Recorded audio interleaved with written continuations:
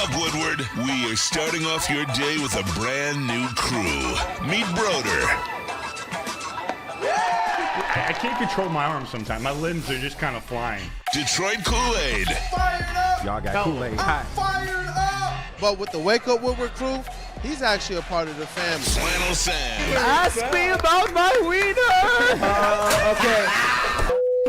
Along with JB and KG. Wake Up Woodward gets you all of your Detroit sports talk. Every morning, 8 to 10 a.m. Live on Woodward Sports. A show for Detroit, by Detroit, with people from Detroit. Tell Siri to set an alarm. Because it's time to Wake Up Woodward. Man, that intro still gets me pumped up, man. It still does. What up, though, people? Welcome to Wake Up Woodward. We appreciate you for choosing to kick off your day with the Woo crew. And my brother is back on the desk. What up, though? I was telling them before the show, it's like when The Rock started getting real big and famous, started taking the movie deals, and he wasn't on WWE. But when that return happened, it was triumphant. It was triumphant. Flannel Day. What up, though, brother? Man, I feel honored to be put in the same sentence as The Rock. I know that's not exactly what you're doing, and I know that I obviously have not earned that, but at the same time, it is good to be back reunited, and it feels so good. It's like I never left, and that's the great thing about this crew is we've got all different kinds of people with different skill sets, and have done pretty much everything there is to do at the network, so it makes us all very, I would say, malleable, if that makes sense. Yeah, and you know what? Just before we go around the room real quick, let me do this right now for this one topic that's on there. Pistons Warriors. Something tells me it might get electric. So ahead of time. But hey, you know what? What up, though, brother? Our credential lines and Tigers you should reporter. probably go to someone else. You know what? We'll go to Woodward Sports' MVP on a Tuesday in the Titty booth. That is JBSMOOOOOV. The fire hat on, bro. I was about to say you should probably go to somebody else too. I'm over here having issues and troubles. What's going on, fellas? Hey, you Well, know I'm what? glad to see you back on the desk, my man. Good to see you, JB. It's always the absolute GOAT of Woodward Sports is JBSMOOOOOV, and it's certainly JB, you're the type of person, and we've always said this back when you were on more remote events, when you're there, we know everything is going to be okay. I appreciate that. Absolutely. Hey. And you know what? We got in the building somebody very, very special right now. I'm talking about all decked out. I'm so happy right now, bro. Shout out. Hey, look, this MVP campaign, man, it's starting off great. Hey. Shout out Black Hollywood. What up, though, man? Hey, What's good, man? With that gold lamb silk skin do-rag. You know it, man. Doing it right. Hey, Dragon look good, Ball feel good, play do-rag. good. Shout out to the wifey. She twisted my hair up last night. My Shout out. birthday is Thursday, so I Oh, want to look hey. good for the birthday, you know? Let's rock, man. Let's rock. Hey, you know what? He ain't going to invite us, son. I will. I'm going to be working here. I ain't doing shit for my birthday. I'm going to be right here with y'all. So Hey, not VIP, that's man. That's why it's about to be Woodward Sports MVP. Yep. Shout out to you, brother. appreciate it. Matt Broder. What's up, though? What up, though? Hey, we here. We here. We here. Yeah, We here. How about Jake Rogers last night? Yeah. Let's go. Somebody who I never doubted for even 1 second, right? JB, do you have the footage? Welcome back, Flannel. I do not have the video. Oh, my God. There is some technical difficulties Nah, we it's got all over good. here. It's all good. Well, you know, in all these situations, I just want to give the disclaimer out there that I'm always happy to be wrong. And I'm obviously not wrong yet. Jake Rogers could still end up continuing on his disappointing season. But who would have thought that last night that Jake Rogers would win the game offensively by himself? I sure didn't, but that's what happened. I And would credit have. where credit is due. You slandered him, so I know you would. I know he was going to go off. It's the reverse curse. It's motivating. Come on, motivating, right? Right? Yes. Welcome back, Flannel. Yes. Hey, he got the snazzy flannel on, too. I do. But, Mr. Matthew Broder, you want to tell the people we will be discussing today? You really dressed it up today, Flannel. You know, it's Like, formal day. classed it up. It was more because all of my short sleeve flannels, I put them in the washer last night and then I went to sleep. So it's like, damn, I got to rewash them and dry them. But you know what? That's all well and good because it's still relatively cool outside. It's nice and cool and comfortable in the studio. But later on this afternoon, this flannel is going to be feeling a little, there's going to be some regret, that's for sure. Yeah. Yes. Well, we're talking Tigers today. We're going to review the JUSTYN-HENRY MALLOW MLB debut. We got some Lions content. We're talking about depth today. We're talking about depth. We're talking about depth with the Lions. Are there any positions that we're worried about? There's some that I want to ask you guys about. I'm very curious if we're comfortable. Maybe we're comfortable with the ones, but I don't know about the twos. Yep. We're talking Pistons Warriors. This keeps building. This story, not beef. Rasheed Wallace made sure not to make this called beef. He and Draymond are boys. They're uncle and nephew. But we got to review this. Like, I go back and forth of who's going to win this game. I got to talk about it, especially with you guys, especially with your Pistons knowledge, your Ben Wallace knowledge. I think we can do this. And then if we have time, some more drama in the basketball world. Caitlin Clark. Like, this story keeps growing. Little Miss Kate. And I think we're the perfect show to talk about it. I do. Seriously, I do. I love this crew, yo. Man, look, the whole starting five is in the building. Shout out to Justin as well. We miss you, brother. That dude, Justin. And chat family, as always, you guys are the most important part of this platform. So, for the first time, I believe, since Flannel's been on the show, go ahead and satisfy that like button, y'all. Go ahead and do that like button. Hey, let's rock. Let's rock. Let's get into it. We got layup lines. I explained it to Flannel before the show. We're just gonna some prompts, some questions, fill in the blanks, statements, just to get the juices flowing, get us warmed up. And because Flannel's back, let's start with a quick Red Wings question. And guys, these are brief responses. We'll get into a lot of these in more detail. But the Red Wings signing of left wing Jakub Rychlowski to a 2-year entry-level contract, is that a needle mover for the current NHL team?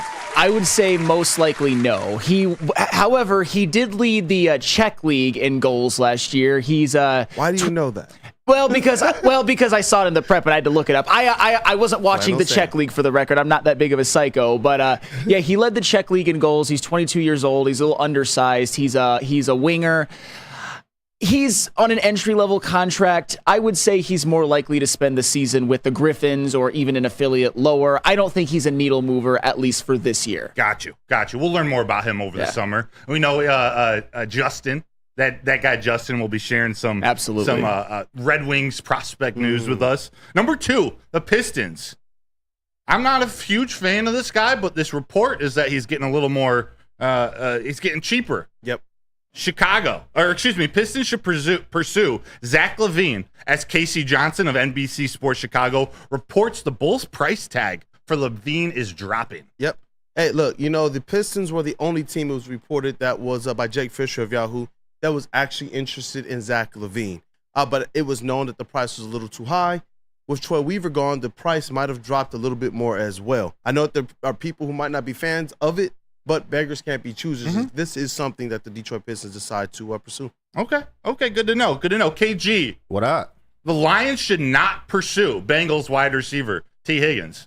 I don't think they should. Okay. One, money, he would command a solid amount of money, I feel like, and I feel like they're good where they're at. They re-signed DPJ. They're putting a lot of faith in Jamo. Let's just see how this young core of receivers works out. I'm with you. JB, you got an opinion on the T. Higgins? Or no? Not at the moment. Gotcha. He's over there cooking up, y'all. Got you. All right, last one here, and let's talk about this one.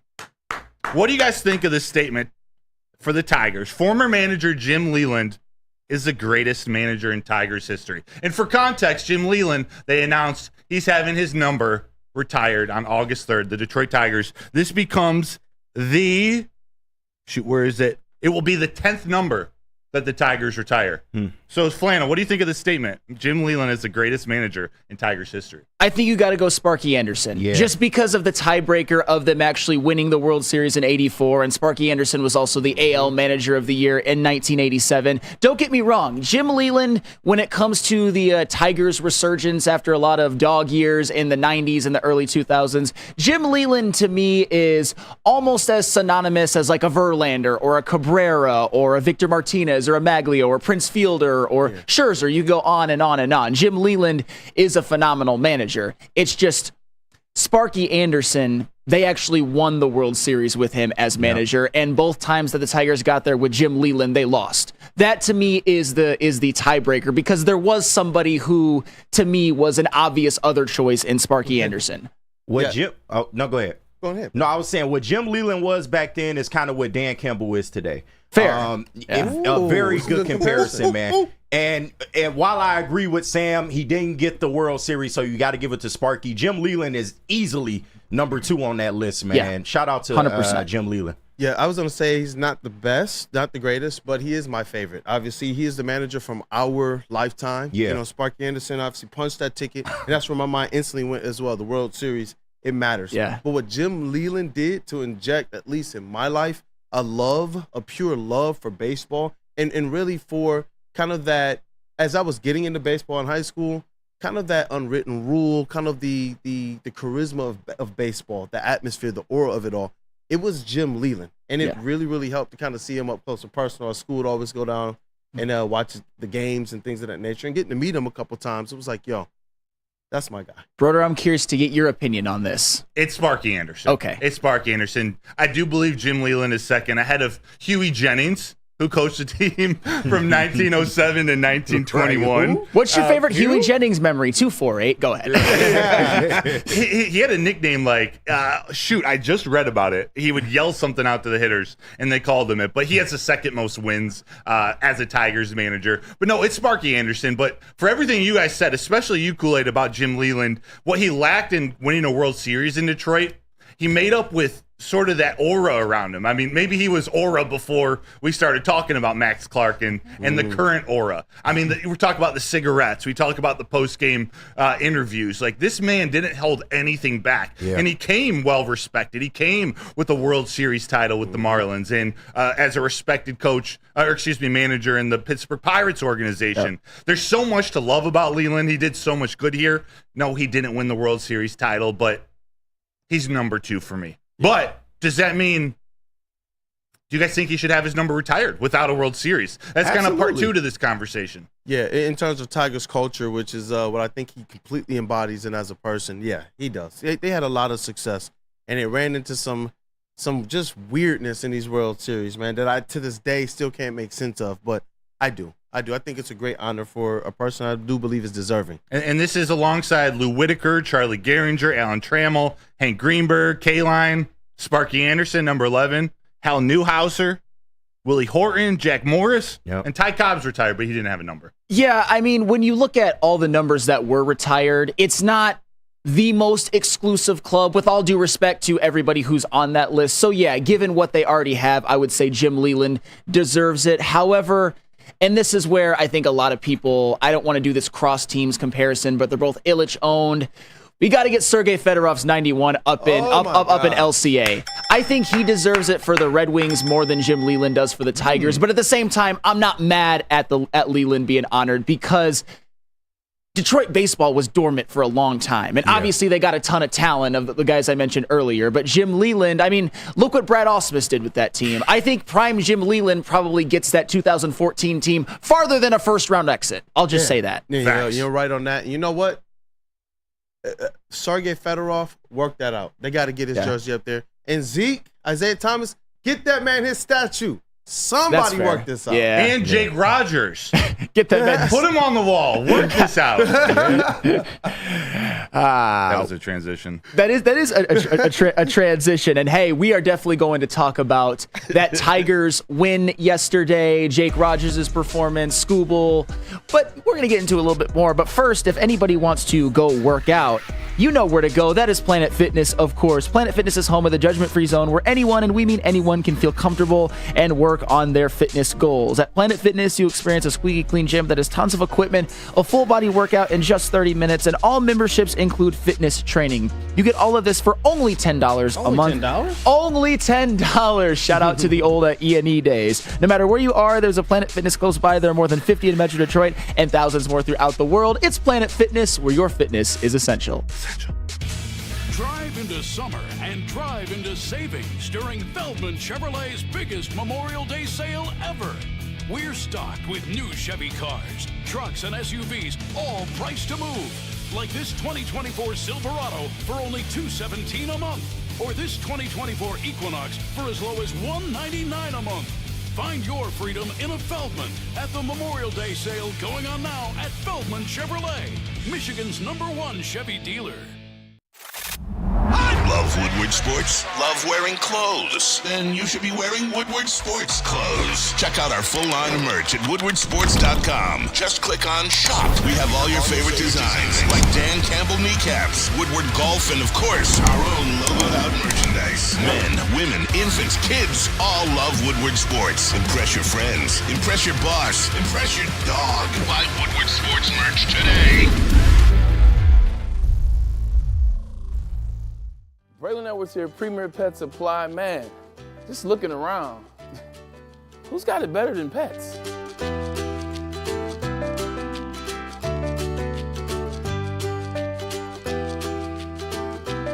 Come on, a baby stroller for Coda?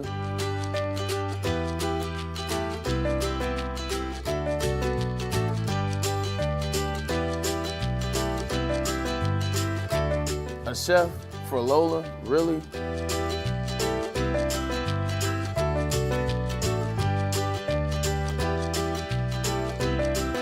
You don't have to tell me who the real boss here is. Who's got it better than pets? Nobody, especially here at Premier Pet Supply. For over 30 years and more than 13 locations, Premier Pet Supply has everything that your pet can dream of, and guess what? It's all under one roof. Premier Pet Supply, family owned, operated, and proud to call Metro Detroit home. Check out premierpetsupply.com or scan the QR code today. Who's got it better than pets? Nobody! Dealing with divorce, child custody visitation, or other family law issues, Kevin and Catherine at KDK Law in Birmingham will have your back. 10 plus years of experience and 24/7 availability. Scan the QR code on the screen above my head right there, or call 248-971-0476. Say Woodward Sports sent you and KDK will pay your filing fee. Are you kidding? You cannot get a better deal than that. KDK Law, they've got your back. Yeah. What up, though, people? Welcome back to Wake Up Woodward. We got the entire starting five in the building, including the vet of the squad, Flannel Sam. Welcome back, brother. And chat family, as always, you guys are the most important part of this show, so we need your support. Vincent Morales, he says, spank that like button. Spank it. Make All it right. yours. Make it yours. Own it. But we got to talk about these Detroit Tigers because they just won't go away. They're back to 500, 30-30 on the season.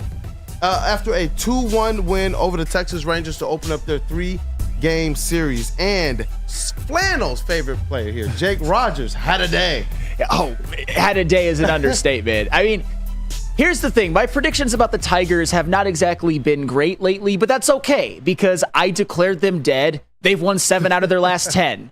And they're 100% a factor in the wild card race as long as they continue to play good baseball. I declared Jake Rogers dead yesterday. I was ready to put Carson Kelly as the everyday catcher and call up Dylan Dingler and be the backup, and then have Jake Rogers just basically do whatever the hell you want with him. Just get him off my team. Although the whole personal catcher thing is a thing. I wasn't even thinking about that. But then yesterday, he regained some of his form from last year, in which he was second on the team in home runs and slugged at a pretty nice clip by winning this game offensively by himself with 2 solo home runs. Obviously, it was helped out by the phenomenal pitching performance of Tarek Skubal, who is the best pitcher who currently walks planet Earth, and of course, Bo Brisky, who has been Bo Brisky from heaven at this point, kind of helping to stabilize this bullpen, which had struggled.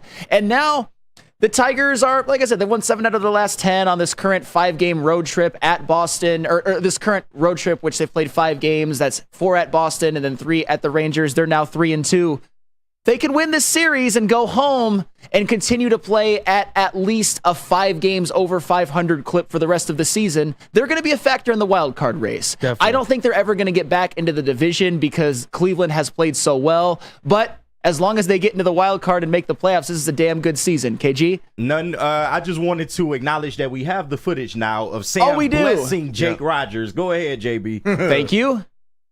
Yeah. It's so unfortunate. And Jacob Small, remember Flannel, no Jake Rogers slander. He's all that's left from the Verlander trade. Well, that's pretty sad. Hey, and I'll say this. I thought he was going to be pretty good this year, but now I'm at the point where I'm ready to ship him out of town and get whoever is who's in a Toledo to back up Carson Kelly. Yeah, Thank you, Flannel. Thank you so much for that win yesterday. I appreciate you. How do we get Flannel to continue to put this reverse hex on players? This is amazing. Keep it going. Keep it going, because every single time you do one of these types of things, that player just seems to have a game. And I'll tell you what, not that I have faith that Jake Rogers is going to completely redeem himself this season, but like a lot of Tigers players who are struggling, he does have a track record. He was second on the team in home runs last year. He did have a whole season where he had an OPS over 700. So it's not like him having a 2 home run game is the most unfounded and crazy thing that you could ever experience. So if he can continue to at least slug for the rest of the year, even if the average isn't great, even if the on-base percentage isn't exactly what I would like that to be, he is a slugging catcher who hadn't done that for most of the year, but this was an important win, and he provided all of the offense last night. Not some of it, all of it. All of it. And since May 2nd, this is per Jerry McInerney at Oppenheimer, a contributor for the Tigers ML Report. Shout Rahilio and Chris Brown and Hubert. Shout out he's batting .302, slugging .351. He has an OPS of .842 in his last 57 plate appearances. So he's been fine at the dish the last month. We're not saying he's going to be some all-star hitter, but he also did some great things behind the plate too. Yeah. Exploiting a pretty brutal strike zone from the umpire yesterday. It was a little inconsistent. But Jake Rogers was taking advantage of that, helping Tarek Skubal and Bo Brisky get those down and outside pitches due to his framing. And that was huge. Skubal and Brisky, they both pitched great. Yeah. Skubal was cruising. We thought it was going to be one of those games where he might get through 9, throwing 90 pitches. He didn't get roughed up, but he threw like 25 in the 6th inning, and it just got too heavy for him. But in the first game of a 3-game series against a good team, seeing him go 6 full, and then Bo Brisky coming in and doing damage, him shutting the door, 4 strikeouts, I believe, 0 walks in the last 3 innings. 52 pitches, or 53, something like that. Which I believe might be 1 short of his career high. Yeah. Pitches thrown in and outing. That's what you need. Now we got the whole bullpen ready to go for these next 2 games. If you can get out of there, not just with a series win, to end up you're still coming home 500, if you can maybe sneak up on the Rangers, whose offense has been a little stale the last couple weeks. Maybe you steal a sweep in Texas and Arlington. That would be huge. That would be huge, taking it from them. But no, Jake Rogers, great offensively, great defensively. I got to ask about JUSTYN-HENRY Malloy, though. I know it was an 0-for-3 night. He had 2 strikeouts. But I absolutely loved him going up. It didn't work out, but going up there, first pitch, swinging like a 98-mile-an-hour fastball. He took Oppo. He almost hit it out. I believe the center fielder caught it at the warning track. I like that aggressiveness going up your first plate appearance. I can't imagine how nervous he was. Yeah, but to barrel it up like that, I'm cool with it. And I know, Flannel, we were talking a little before the show. Not normally a huge fan of swinging at first pitch strikes, but you'll put this one aside for JUSTYN-HENRY Malloy. 100%. It was his major league debut. He's probably juiced out of his mind, and by juiced, weird bad thing to say about baseball hitters in terms of excited. It's his major league debut. It's been a long time coming. He probably should have been here a long time ago. And so he's probably up there just wanting to hack away and just see. And I will say this about him. He had spent so many years in the minor leagues, just getting that hard hit ball to the warning track on your first ever pitch that you've ever seen, that maybe shows him that he belongs. Obviously, the next 2 at-bats didn't work out. He struck out both times, but I have a lot of faith in JUSTYN-HENRY Malloy moving forward, and there's not a whole lot you can take away from one game, especially one game in which they end up winning. But I think he's going to be very, very good for this lineup. I do. Yeah, and so for a guy like that, it's just what, brother, as a former baseball player, just kind of getting your feet wet, getting comfortable, getting used to the speed, getting used to how they may attack you as a hitter as well. Yeah, it's everything that goes into preparing to be a major leaguer each and every day. There is tape on him, but he's still new to all of these pitchers. So you're going to see for a week or two, while tape continues to be gathered of his, pitchers may be having the underhand against him, relying on their stuff, on their best pitches or best pitch sequences versus attacking his weak areas.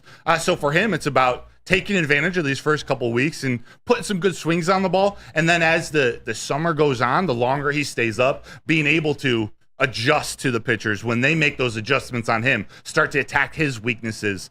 We saw, I can't remember if it was Evaldi or the pitcher who they brought in, but they started pummeling sliders to him, sliders away. And he had a pretty big swing.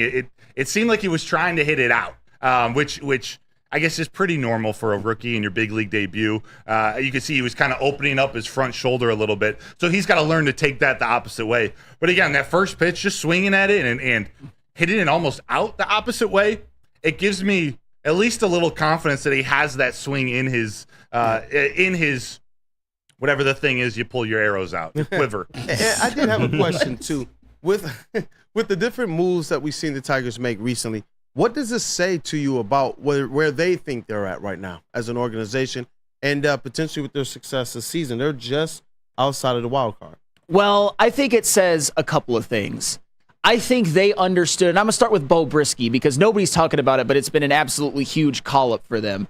They knew that the bullpen has been struggling, and as I've said before, it's something that I think was a little bit underreported because all anybody wants to talk about is the lineup. The bullpen, so many pitchers like Tyler Holton, Shelby Miller, who's now in the IL, Alex Lang, who got sent to AAA, have underperformed relative to their expectations, and Joey Wentz has turned back into, well, Joey Wentz. And Bo Brisky, that's just one of those, a guy who played well, who pitched well last year. They're probably thinking, we can't have this anymore. We got to stop the bleeding a little bit. And same when it comes to sending down Spencer Torkelson and bringing up JUSTYN-HENRY Malloy. Spencer Torkelson was a black hole in the lineup. You were losing games that you shouldn't have to lose because Spencer Torkelson was, for the most part this season, useless. His numbers will tell you that he was useless. And with JUSTYN-HENRY Malloy, he's a guy who had an abnormally high on-base percentage in the minors. It was .410. And the reason why I bring that up is because Parker Meadows, Riley Green, Spencer Torkelson, Colt Keith, they weren't doing that in the minors. JUSTYN-HENRY Malloy was. And the more people you can get on base, especially when you have to send someone down like Torque, who is struggling mightily, they're rolling the dice and saying that this team can actually win more with Malloy up there than with Torque. And same with Bo Brisky, by the way. Yeah, it's an evaluation period. They happen to be in contention for the wild card at this moment, but this is all evaluation for the future. JUSTYN-HENRY Malloy, if you don't remember, this is a Scott Harris guy. He traded for him from the Atlanta Braves organization. So this isn't a Al Avila or a pre-Scott Harris drafted player who's coming up the Tigers minor league system. This is someone who started in a pretty respected developmental organization in the Atlanta Braves. So Scott Harris likes this guy, went and targeted this guy, and now wants to see, is JUSTYN-HENRY Malloy going to be a part of this core? Is he going to be a DH? Is he going to be an outfielder? Can he play third base? There's a lot they need to figure out about this kid. Not to say they're going to learn everything in the next month and a half, or is he the guy that gets sent down if Torque comes back up? We don't know that yet, but to me, this period, especially this next month and a half, is about having a better sense of who that core is. Is Spencer Torkelson going to be in it, or is it a JUSTYN-HENRY Malloy? Is it Colt Keith? Is it Riley Green? Like, we're looking at these guys at the major league level. There are dudes coming up. Like, they chose JUSTYN-HENRY Malloy this time, but there were a couple other guys they could have snagged from AAA. Jace Young, Matt Manning coming back. There are all kinds of guys, but from an offensive perspective, they want to see how JUSTYN-HENRY Malloy can start at the major league level. I think they want him to be a part of this core. Yeah, and I agree with everything you said, Broder, but they are still trying to win games. If you look at what AJ Hinch said the game before Torque got sent down, he kind of said, without unofficially saying, hey, Torque's not helping us win right now, and we're really trying to win ball games. And I think that is key. They are 500 in the month of June. When is the last time we've seen that? Yep. I think if you ask anybody before the season, would you take a 500 Tigers team in June? I think we all would have been on board for that. So, yes, this is an evaluation period, but we still expect them to go out there and at least try to compete for the wild card. Not so sure about the Central at this point. You would need a collapse from Cleveland, but I do expect them to go out there and keep trying to win and stay in that wild card race. I mean, given the more wild card teams, like I said, I truly believe if they play 5 games over 500 the rest of the season, that they're going to be right in the race. Yep. And if they play anywhere between 8 to 10 games over 500, given the fact that they're 500 right now for the rest of the year, they will get one of the wild card spots. And I think that there is a team that can be assembled with the Detroit Tigers that can get him there. I really do. And JUSTYN-HENRY Malloy, to me, was a guy that I always preached should be in this lineup every single day, even though he had never had a major league at bat, just because of his strike zone discipline and what he did in the minors in terms of taking walks at such a high rate. So I'm glad he's up there. I'm glad for now that Torque is down because he was actively hurting us. Yep. So look, despite effectively a lot of the ups and downs that you warned us of, Broder, I'm still going to expect the best as it relates to their chances in this wild card. And I can also tell you about something else that's the best, and that is Premier Pet Supplies. Hands down, Michigan's best pet store. They offer all the same conveniences of the online and big box retailers with one major difference. They have been family-owned and locally owned for over 30 plus years. They offer over 60 brands of food, and they have nutrition experts to help you. They also offer same-day local curbside and home delivery. Premier Pet Supply, give your pet the best. Visit them online at www.premierpetsupply.com. Yo, let me just say, I love Planet Fitness. Trying out Planet Fitness and dang, they got lots of equipment. Not me getting a Planet Fitness membership just for the 24-hour perk. Listen, the PF Black Card is worth every penny for this hydro massage. I'm a new man. Did y'all know that the PF app has workouts you can do at home? Cheapest therapy I can find is Planet Fitness. All the benefits, all for less. Planet Fitness, big fitness energy for all. The most talked about Detroit media by other Detroit media. And we love it. It's the Woodward Sports Network. Stop searching for a vehicle and start finding one. Les Stanford Chevrolet Cadillac makes it easy. We harness the power of multiple dealerships and own the biggest selection of GM brands in the area to get you the car you need. With the Les Stanford Group, you'll have access to 4 different dealerships, providing you with more makes, more models, and more choices. We're connected to more than 1,000 vehicles. And with so many high-quality CPO vehicles available, you'll find new car quality at pre-owned prices. You can start and end your search at lesstanford.com today. Thank you to all the fans for making Woodward Sports your #1 online destination for Detroit sports. We promise not to drop the ball. Let Guardian Alarm offer you customized solutions from real experts. Our professional technicians take the time to recommend security and automation solutions specific to your needs. It's 24/7 professional monitoring. Call us anytime, day or night, and know that a Guardian team member will stay on the phone with you as long as needed because it is technology backed by people. Your safety and security deserves technology that's been proven to work, and people have been proven to care. All you have to do is call this number right here, 1-800-STAY-OUT. Once again, that number, 1-800-STAY-OUT. What up, though? People, welcome back to Wake Up Woodward. We appreciate you guys for choosing to run the lanes with the Woo Crew. Woo, woo. Thank you guys, man. And we talked a little bit of Tigers. Now we're going to the actual Jungle Cats, man. Real quick, though. What up, though? Real quick, though, because Ed O'Neill put something in the chat. Ooh. Would this be, although completely unrealistic, would Ellie De La Cruz be like the biggest dream of a trade acquisition? They're never going to trade him. Yeah. But he put in the chat, trade for Ellie to save my fellow Dominican brothers, please. Ed O'Neill. Shout out to you for the donation. That was the second one of the day. You're the man, Ed. Shout out, Ed. That'd be your number, like a dream. I mean, I don't value him as much as some, but yeah, on this team, I would take Ellie De La Cruz in a heartbeat. Instant upgrade. In a heartbeat, yeah, 100%. He can hit at the plate. He can steal bases and all that, man. I would absolutely love that. But something I was thinking about real quick while we're still talking Tigers, do you think they need to trade for someone at first base, maybe at the deadline? Because do you want to platoon Gio and Mark Canada the rest of the year at that position? Let's just saying, if Torque has to stay down for a little bit longer than we expect. Man. God, that's so tough. I'd have to look at who's available, who teams are shopping, maybe a team that's underperforming and look to rebuild.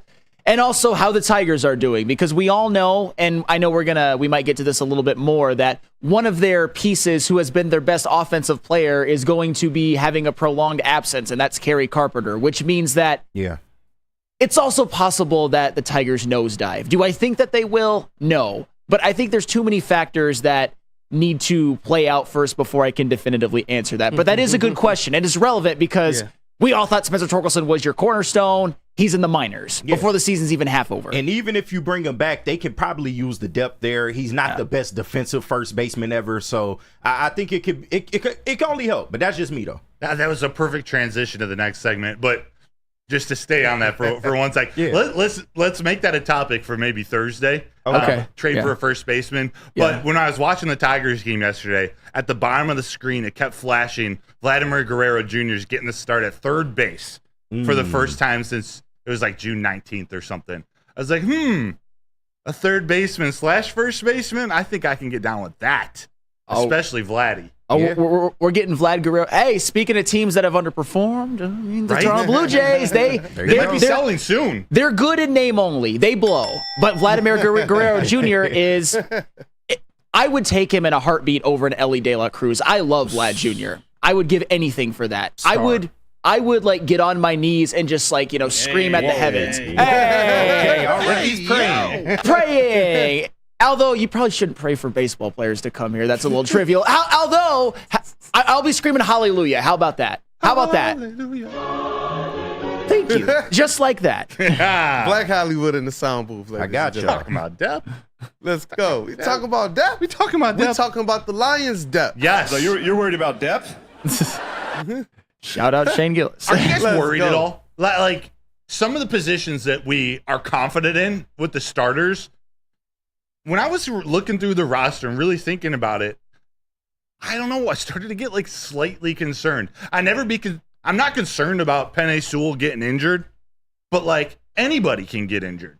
And you look at the number 2 tackles, number 2 quarterbacks, number 2, or the safeties, the wide receivers down the list. But if Jared Goff goes down, how confident are we in Hendon Hooker as your number 2, Sudfeld as your number 3? Do they need to go out and get another quarterback? If Taylor Decker or Penei Sewell go down, literally your backup tackles are Gio Manu, who I've talked about saying probably won't touch the field for at least a year, if not 2. Yeah. We got Dan Skipper and Connor Galvin. Those are your true tackles. Yeah. I don't know about that. Here's the fair question. Well, that's the thing. Here's the reality of an NFL team. If you go through injuries, if you suffer a season where, I don't know, let's just say your tackle goes down, your receiver goes down, your DT goes down, again, knock on wood, you are not going to be the same. Depth, especially at the offensive line position, is kind of a fantasy because not a whole lot of teams have it. Not a whole lot of teams have guys that are ready to step in at any position and just keep the line moving. However, that being said, if there was any position that I'm kind of concerned about, which is ironic because it's their best position, it's the O-line depth, that's for sure. I mean, you saw it to some extent last season. I've always been on record saying that I don't value Jonah Jackson as much as others. People act like, oh my God, when Jonah Jackson wasn't in there, the whole offensive line fell apart. Their running game wasn't the same. Well, one of the reasons they weren't the same is because Colby Sorsdal was getting meaningful snaps. Yeah. Coyote Iosika, who was better than Colby Sorsdal, was getting meaningful snaps. There's a big drop-off. You don't want Dan Skipper starting games, with all due respect to him. You don't want Manu starting games this season. Maybe Christian Mahogany is somebody I can get behind as somebody who's exciting, but you also have listed as their backup center. Are you guys ready for a Duke Clemens breakout season? Never even heard of him, but apparently he's your backup center. So I would probably say if there's any position where if they suffer some injuries that I would be concerned about, it would be the offensive line, because in order for this team to be great, in order for this team to win the Super Bowl, which should be the expectation, their offensive line is going to need to stay intact. And if they, I'm not going to put that energy out in the air. Somebody else go along. I was going to talk about a very important player going down, but I'm not even going to say it. Not even going to say it. I think you're exactly right in terms of that offensive line. Being that position that's elite, that's the position that we know is the engine of everything that goes. So I'm not going to say that. I'm not going to just regurgitate everything you did. But I do, when you look at the role that the wide receivers played in the playoffs, both good, bad, and the ugly in that San Francisco 49ers game, we talk about how big it was that Josh Reynolds didn't catch that. We know that Amon-Ra even dropped the pass too, but I trust Amon-Ra St. Brown. Yeah. But when you look at those kind of the depth wide receivers playing a vital role throughout the entirety of the season, I do, just a little bit, have a little bit of concern, or maybe just not concern, but I do wonder just a little bit who these wide receivers are going to be after you get beyond Amon-Ra St. Brown. Because as of last year, a lot of them still are improving as it relates to the types of target and the workload that they're going to have this season. So it's interesting. It's real interesting. And these are wide receivers when you talk about Amon-Ra, when you talk about Jameson Williams and DPJ that were saying, hey, we hope these guys can go out there and gain some type of chemistry with Jared Goff in this one off season that they have Super Bowl expectations in. And so when the pressure starts to turn up, I do wonder just a little bit, what is the wide receiver depth? What is it going to be like behind Amon-Ra St. Brown? And it makes me really happy that Khalif Raymond is actually still on the roster. Yeah, I think Khalif Raymond is somebody that I'm personally not worried about. You kind of know what you're going to get with him. If he's your number 4 wide receiver, you're doing backflips. But yeah, DPJ, as I've said many, many times, he had the worst season of his career last year. You can excuse that a little bit for coming to a team and not having an offseason with them. But this is a show-it year for Donovan Peoples-Jones. His contract proves that. Yeah, show us. Jameson Williams, the same thing. He hasn't produced like how he gets talked about yet. Could he this season? Sure. But it's a show us. And then when you look at other guys like Antoine Greens or Traquan Smith, you hope that they don't have to be big contributors. But if Amon-Ra goes down or if somebody goes down, you just never know. That's why I said if your star players go down, if some of your more important pieces go down, you're going to have some setbacks. You just are, KG. And true. And, since we talking about show us, this is Broder's guy, Antoine Green. I keep hearing his name. I keep hearing all these great things about him. What should we expect from Antoine Green in case one of those wide receivers go down? I don't know. I don't know. He was a 7th round pick. And I don't want to... And I know it's Brad Holmes, I know it's the Lions, and they found a lot of diamonds in the rough, but it's more likely that he doesn't work out than that he does. I'm not in the business of basically putting every single pick as like, oh my God, Antoine Green. Like you see some accounts on Twitter where it's just like, oh, Antoine Green breakout season. He's got the size, he's got everything. I keep hearing his name. And I'm just kind of like, I hope it doesn't get to him. But the reality is that you let Josh Reynolds walk and you didn't replace him. And I'm not saying you should have replaced him, but if there's an injury, you might have to rely on an Antoine Green or, like I said, a Traquan Smith, for example. But I don't think they necessarily do when you look at all the cap space that they have preserved post June 1st. I think that's a big reason for it, just in case one of these players goes down. I don't have as much doubt as to who will play the position, because I'm sure they can go out and get somebody via trade or maybe a free agent signing or somebody that's disgruntled. So we'll see, but I think that's why they kept so much money this year. Yeah, I could see them, if they were going to address the wide receiver position, it would probably be before the season starts. We saw how long it takes some guys to get ingrained in this offense, to build the trust with Jared Goff, and in the Ben Johnson offense, gain trust from Ben Johnson. I think more at the trade deadline, if you're going to wait to go after a certain player or a certain position, it'd probably be like an edge rusher, where I don't want to say it's not as complicated to come in and play edge rusher, but you can bring in a stud to come in and say, go get the quarterback, on 3rd down. Like it's a little bit simpler than, having to know the route tree and your timing with Goff and the other wide receivers. I'm not worried about the wide receiver room at all. Like, Amon-Ra may be your only elite guy, but I think the next 5 guys are very, very good with potential to be even better, with potential to be great. I'm not worried about wide receivers. I'm not worried about backup quarterback. I'm starting to get a little bit worried about the safety room, depending on how some of these injuries played out. How serious is Brian Branch, Kirby Joseph's injuries? I don't think they are serious, but if one or both of those guys are out, that sort of electric young safety room doesn't look as quality.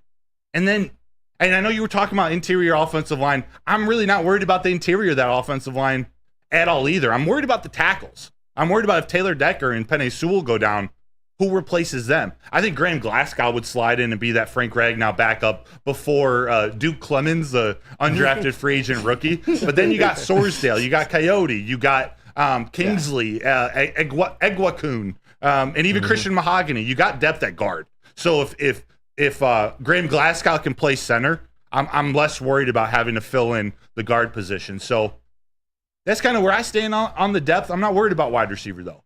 Yeah, and then when you look at, in my opinion, like the defensive line, edge rushers, defensive tackles, I'm not worried about that. I like their potential depth pieces. Yeah. I have Josh Paschal having a really good year this year. You've got Mekhi Wingo as a rookie. You've got John Kaminsky. As depth pieces, I like them. And even at the cornerback position, you drafted 2 of them. You have Emmanuel Mosley, just in case he gets healthy again, as a depth piece. Even and I don't want to mention his name too loud, even like a Kindle Vildor, if he's like your fourth or fifth corner, that's not the worst thing in the world. No. It's not.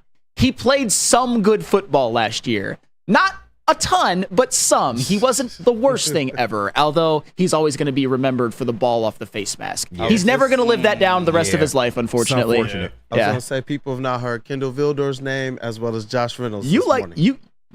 Weren't you kind of high on Kindle Vildor? Man, I said that he was going to be a guy that they re-signed, and yeah, he was. He's here. He's here. But you know what? I got to tell you guys about something awesome, because I know we got these Detroit Lions videos on the other side of this segment, talking about Jameson Williams. I can tell you about something that's awesome. Awesome is when a guy can be a guy and get an amazing haircut. That's Lady Jane's Haircuts for Men. Just stop in, sit back, and relax, and let one of Lady Jane's talented hairstylists make you look and feel great. Walk in anytime, 7 days a week. That is Lady Jane's, and it's wicked awesome. What's up, everybody? Neil Rule, Big D Energy, Woodward Sports Network, home of the Planet Fitness Studios. Let me tell you a little personal story about myself with Planet Fitness. Planet Fitness helped me change my life, and it can do the same for you. The best gym in the gym game. The clean facilities, tons of cardio equipment, tons of weights as well. And look, through all the price increases, inflation, all that, hasn't happened at Planet Fitness. Still $1 down, $10 per month, $24.99 a month for the Black Card as well. It's Planet Fitness, everybody, where your fitness is essential. You smell that? That's Brad Holmes cooking. And the off-season smells good. Woodward Sports. Come to any Lady Jane's Haircuts for Men and claim your throne for a king's treatment from one of our talented stylists. Open 7 days a week. Walk in anytime. Just get to a Lady Jane's today and receive a precision haircut, scalp massage, hot lather neck shave, and a hot towel treatment. A haircut should not be a chore. It should be an experience. And that's exactly what Lady Jane's has to offer. Open 7 days a week. Walk-ins are always welcome. There's always a location near you. Lady Jane's Haircuts for Men, it's wicked awesome. A ton of fun, a ton of sports, and a ton of man meat. Welcome to the Woodward Heavyweights, live daily 5 to 7 p.m. on Woodward Sports. We don't like to brag that we are the toughest sports network in Detroit, but we do have a guy named Darren McCarty on our side. Woodward Sports. It's the Woodward Sports Injury Insider with Dr. Jeff Pierce, the medical director of Michigan Sports and Spine Center. Every Tuesday on Big D Energy and every Thursday on Armani and Edwards. Brought to you by MRI of Southfield, featuring the most advanced imaging and maximum patient comfort for over 20 years. MRIofSouthfield.com. What up, though, people? Welcome back to Wake Up Woodward. We got the entire starting five in the building, man. Shout out to the Whoop crew. That's Flannel Sam. In the booths, we got the elite KG. That is Detroit's Rookie of the Year, #1 draft pick, on the way to Woodward Sports' MVP. Damn right. That's Black Hollywood. Wake up out of your sleep. Let's rock. Shout out to Woodward Sports MVP on a Tuesday in the Titty booth. That is JBSMOOOOOV. Hey, making it work on a Tuesday, man. A-cup. No A-cups. They got to be bigger than that. I love that. Shout out to Woodward Sports' credentialed Lions and Tigers reporter, Matt Broder. Shout out. What up, though? It's your boy Brandon Dent, a.k.a. Detroit Kool-Aid, your credentialed Pistons reporter. And we got some Lions to talk about, but... And our boy Flannel. Yeah. Oh, I didn't introduce Flannel? The vet of the squad? Yeah, oh, that's all right. Now. That is all right. It's the Flannel Sam. Hey, happy to be back. It's been a spirited show so far, and I can't wait to get into some of these next topics. Yeah, I'm looking forward to it. Saginaw spirit. Do we take this call first? Hell yeah. Let's take the call. We got Terrell from FL. We saw in the chats he wants to have a conversation with you, Mr. Flannel. What could I have possibly said? Terrell, you on Wake Up? No, good morning, boys. Good morning. What up, what up? Oh, he's coming in hot. Yeah. You know me, I always come in hot, son. That's how we do it. No, I got a question for Sam, though. So when I was listening to Big D yesterday, and I heard Sam talking about the NFC North and the playoffs, I just wanted to know, you said that you thought that there was a very good chance that there was 3 teams that were going to come out of the North. So obviously it's the Lions and the Packers. So who's that third team that you were talking about? See, and maybe And obviously they're going to eat each other a little bit because that's what teams do when you got to play each other. I think that the Bears and the Vikings are going to surprise some people. I really do. Especially with the Vikings. And I mentioned that in light of the Vikings actually locking up Justin Jefferson and giving J.J. McCarthy or even Sam Darnold, who's shown he can be solid in certain situations, a chance to work with an offensive coach, have a good running back, have a good pass-catching trio, and have a couple of good tackles. So I'm not going to say specifically whether it's going to be the Vikings or the Bears. I just think that one of those two teams has a better chance than a lot of people are giving them credit for. Okay, I got you. So it wasn't either one. I actually agree with you about Minnesota. I think a lot of people are overlooking them, and I think they have a really solid team and a solid coaching staff. And I do think they're going to surprise some people. I actually think that Minnesota and the Bears are probably going to finish in the 7-9 win mark. Yeah. But I swear, when you said that, I assumed that you were talking about the Bears and not Minnesota. Hey, but you know what? I like the Bears too. I'm one of the people who have this wildly outlandish opinion that I think the number 1 overall pick, Caleb Williams, is going to be good. That I think Caleb Williams is going to be better than Justin Fields. And obviously they got Keenan Allen, they got Rome Odunze, they've acquired guys like Montez Sweat and TJ Edwards, they re-signed Jalen Johnson. I think their offensive line is better than people give them credit for. I think DeAndre Swift is a better signing than given credit for. So yeah, I think every team in the NFC North, I think that you could argue that if they were in a different division, although the Falcons are a little bit better, that any single one of those teams would have a chance to, say, win the NFC South. I'll stand by that, even though I think the Falcons are going to be good. I just think it's going to be a war of attrition, and they're obviously going to play each other and beat each other. But I do think that a 9-win team could make the playoffs, and that 9-win team could come from the NFC North. Yep, and as much as I dislike Vikings fans, I always see the Vikings seemingly look, they always make noise. You look at last year. They mad, man. You look at last year, they were a whisper away from making the playoffs only because the Lions held them out. I agree with a lot of your sentiments, Flano. I appreciate it. Yeah. I agree with you, Kool-Aid, but this is the thing about the Bears, because we already talked about the Vikings. Now, as far as number 1 picks goes, it's not out of the realm of possibility that Caleb Williams is going to be good, but this is my thing with Caleb, and there's a lot of reasons why I feel this way. First of all, a number 1 pick is barely 50-50 that he's even going to be a good player. Now, there's a bunch of other things that you got to factor in with Caleb Williams, and I'm going to tell you guys some things about Caleb Williams, and these are facts. These are not opinions. Caleb Williams has a good arm. It's not great. Caleb Williams is a decent scrambler. He ran for 150 yards last year. He's not Patrick Mahomes. Everybody keeps calling him a generational talent, and I don't understand how a generational talent can't carry that team with a not very good schedule that they played to a better than 7-5 record.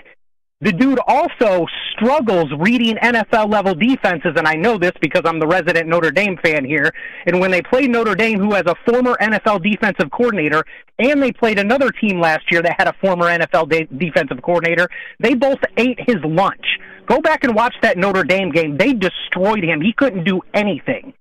And he scrambles too much because he can't read defenses. He put up 90% of his stats last year against trash teams. And above all else, in my opinion, he's soft as fuck. Like, we have the whole crying to his mama thing on the sidelines. He was bitching and moaning and crying against Notre Dame. There were 2 or 3 other games where he was on the sidelines crying. That is not the attitude that a franchise quarterback should have. Like, I am not worried about this dude. I think he has bust written all over him, and I think that he's going to struggle against NFL-level defenses. I am 100% convinced of that because of what I mentioned about the former DCs that played against him last year. I just don't see it. I think when you factor all of those things in, that the chances of him actually being a good player is probably pretty low. You know, and I'll just leave it on this. I think Caleb Williams has a much more advantageous situation than most number 1 picks have. He does. And you can't argue that. And this is maybe where I have a little bit of a personal vendetta. I think Justin Fields is awful. He had a chance to actually prove that he could be a good passer last year, getting a number 1 receiver like DJ Moore, having like Cole Kmet develop, and he just didn't do it. So I think that given the fact that the Bears did look good offensively at times, won 7 games with Justin Fields, I know he's a good runner at all. I just think Caleb Williams is a much better passer, and that alone will carry the Bears to more wins. He's not going into the Drake May Patriots situation. If that were the case, I'd have a lot more red flags when it comes to Caleb Williams. And just for the record, the soft stuff, I can kind of get down with you on that. I'm a little bit worried. I am. I'll give you that. And that's not nothing when you're an NFL quarterback. Yeah, I had to dump out the call, but that's all good. Yeah, no, that's a good call from 12 from FL. Definitely, the phone lines are open, 313-552-6322. Do we want to tee up this Jamo video or who do you think's a better number 2 in the NFC North? Jordan Addison or Jamo? Addison. For now. The fact that that's even a question is why? Because people are going to say that's the cult of Jamo talking. I'm sorry. It's obviously Addison right now until or unless Jamo proves it. Yeah, KJ, what were you saying? Yeah, no, it's not the cult of Jamo, but it would be Jordan Addison as of right now. But I do feel Jamo's potential. He will long term be the better number 2. But like you said, we have to see it. That's fair. That's fair. Yeah, that's where I'm at. It's blind hope. If you say Jamo is the better number 2 right now, Jordan Addison has produced already in the NFL as a number 2. As a number 1, shoot. When Justin Jefferson was out, Jordan Addison came to play. Yeah, he did. Sam Laporta, he's going into his second year. He had some quick words to say about Jamo. We've heard a lot of the coaches, other players talk about how improved he is. Sam Laporta is saying the same thing. Check this out. He looks much more comfortable this year. I mean, holy crap, he is so fast right now. I'm watching him run posts and pylons and go routes. He just looks so smooth, so comfortable. He's catching the ball really well. Hopefully another big year out of him. That's another player, another one of his teammates seeing some strides that Jamo's making. We all say it could be a big year for Jamo. Yeah. Sam Laporta thinks so. And it's all about that relationship with Goff. And I think we have someone on the line who isn't a big fan of Goff. Yeah. More of a Hendon Hooker guy. Yeah. We got Matt Kruger on the line. Matt Kruger, what's up? You on Wake Up Woodward, bro? Yo, what's up, y'all? How you doing? What's up, dude? Doing good. What up, though, Matt? Top of the morning. Yeah, I don't like golf very much, but I told you last week I'm giving him an extra year to prove it to me. But I'm gonna switch it back here real quick because I got a quick grind my gears with Flannel, Shaquille O'Neal, and the heavyweights. Oh damn! So I was watching. That's a big. I was watching Shaquille O'Neal last night on YouTube clips, and he had a clip that said, "Defense does not win championships," but Ben Wallace proved that when he punked his punk ass in the 04 playoffs. Oh my God! You gotta do this again. That was 20 years ago. I'm so glad that Flannel's here because Flannel needs to go back and watch that shit so that he can. I watched every play from the 04 championship from the Pistons. How can you say he's not a Hall of Famer, man? Oh my God! But anyways, the heavies needs to get on point, bro. How can you say that Detroit's not gonna beat the fucking Warriors? That's crazy to me. We're gonna talk about that a little bit later. Yeah. We have a whole segment on that. That's fine. I know you guys are talking about the Lions. I know. I'm having high hopes for Jamo. I hope he can be Julio Jones of the Atlanta Falcons 10 years ago. Let's go Lions. I just had to call in because somebody's like, "Hey, Kruger, call in," so I had to. I love you guys. Flannel, you need to be here more often, bro. You're kind of like more of a part of Big D Energy now. But I got to go to work. I'll be listening, boys. Love you guys. Fuck the ticket. I'm out. Hey, shout out, man. We rock with you, man. Hey, shout thanks for the call, Matthew Kruger, man. Thank you for the call. Oh, my gosh. He just came in. He had heat for everybody, man. Coming in hot. Goodness, coming in hot. But you know what? We're going to get more into this conversation in the next segment. And we also do have this conversation, this discussion, this debate. We don't know how much electricity is going to be. We got to talk 2004 Detroit Pistons, 2017 Golden State Warriors. It's going to be a dope conversation. Yeah, it is. But let me tell you about Swiss Insurance first. Now more than ever, it is critical for you to have your insurance reviewed. Swiss Insurance will make sure your carrier is not slipping in any extra fees. You can call Mark at Swiss Insurance today, 313-530-1698, or visit them online, swissins.com, and let them know that Woodward Sports sent you. Stop searching for a vehicle and start finding one. Les Stanford Chevrolet Cadillac makes it easy. We harness the power of multiple dealerships and own the biggest selection of GM brands in the area to get you the car you need. With the Les Stanford Group, you'll have access to 4 different dealerships, providing you with more makes, more models, and more choices. We're connected to more than 1,000 vehicles, and with so many high-quality CPO vehicles available, you'll find new car quality at pre-owned prices. You can start and end your search at lesstanford.com today. Love Woodward Sports? Love wearing clothes? Then you should be wearing Woodward Sports clothes. Check out our full line of merch at woodwardsports.com. Just click on Shop. We have all your favorite designs, like Dan Campbell kneecaps, Woodward Golf, and of course, our own logoed out merchandise. Men, women, infants, kids all love Woodward Sports. Impress your friends. Impress your boss. Impress your dog. Buy Woodward Sports merch today. Yo, let me just say, I love Planet Fitness. Trying out Planet Fitness and dang, they got lots of equipment. Not me getting a Planet Fitness membership just for the 24-hour perk. Listen, the PF Black Card is worth every penny for this hydro massage. I'm a new man. Did y'all know that the PF app has workouts you can do at home? Cheapest therapy I can find is Planet Fitness. All the benefits, all for less. Planet Fitness, big fitness energy for all. A network for the city, by the city. Woodward Sports is Detroit Sports.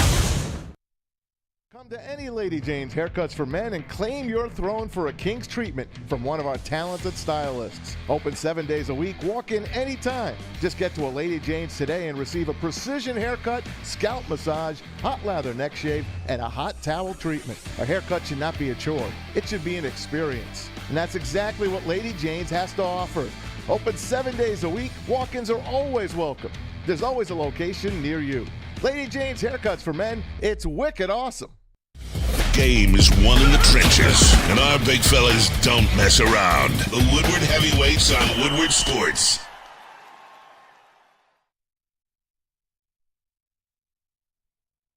Hey guys, are you tired of wearing that same old Detroit sports merch? Yeah, the shirt crusty. See, that's what I'm talking about. Well, look, let me tell you right now, it's a new era in sports wearables with new designs, amazing apparel, and the ultimate swag. Do yourself a favor, go to woodwardsports.com, click on that shop tab. We are dropping new designs every single week. Hashtag Boodum Kids coming soon. Boodum Kids. We even got Woo stuff coming out as well, too. Shout out to my man, Justin. But I got to tell you about these t-shirts we got up here right now. You know Kool-Aid has a couple of these in his closet. The Welcome to Detroit sign shirts. Hey, if they're for you, get 2, 3, or 4 of them. Wear them every single day of the week. Excellent. We got the Tigers sweatshirts, t-shirts as well, too. And the Dan Campbell and Brad Holmes election t-shirt, hoodies, and hats. You know they deserve to be the next president out here for our Detroit Lions. So go to woodwardsports.com, click on that shop tab, get swagged out. Get swagged out. What up, though, people? Welcome back to Wake Up Woodward. We appreciate you choosing to kick off the day with the crew. Go on ahead and satisfy that like button if you get a chance, and if you already have, encourage somebody else to do the same. We appreciate you guys as always, Chef family. Let's zoom through this like goal today. And you know what? We got to bump this thing up right now. We got to talk about this kind of internet discourse right now between Rasheed, Wallace, and Draymond Green. And I saw Rip Hamilton entered his words too into the arena. The 2004 Detroit Pistons versus 2017 Golden State Warriors that included Kevin Durant. Yep, it's crazy we still talk about this. I remember this conversation back then. Hey, you know what? I hear a lot of discourse all across social media, and instantly I hear a lot of people say, "Oh, Warriors will sweep the Pistons. Oh, this series is going to be easy." And it reminded me of a lot of what I heard during 2004. Everything leading up to that series with the Lakers, and I get it, different time, different era, different teams, was that the Detroit Pistons stood absolutely no chance. No chance. But it seems like people really, really, really, really value what the Warriors brought to the table. And they had 4 really, really good players. I'm talking about 4 players that if you line them up in a series, at least 2 or 3 of them you're probably saying are the best in that series, hands down. Yeah, Steph, like KD and Steph are 1-2 for sure. Yeah, definitely, hands down. Yeah. But when you look at the Detroit Pistons, it seems like, defense is something that instantly gets brought up. But like Rasheed Wallace talked about, their size.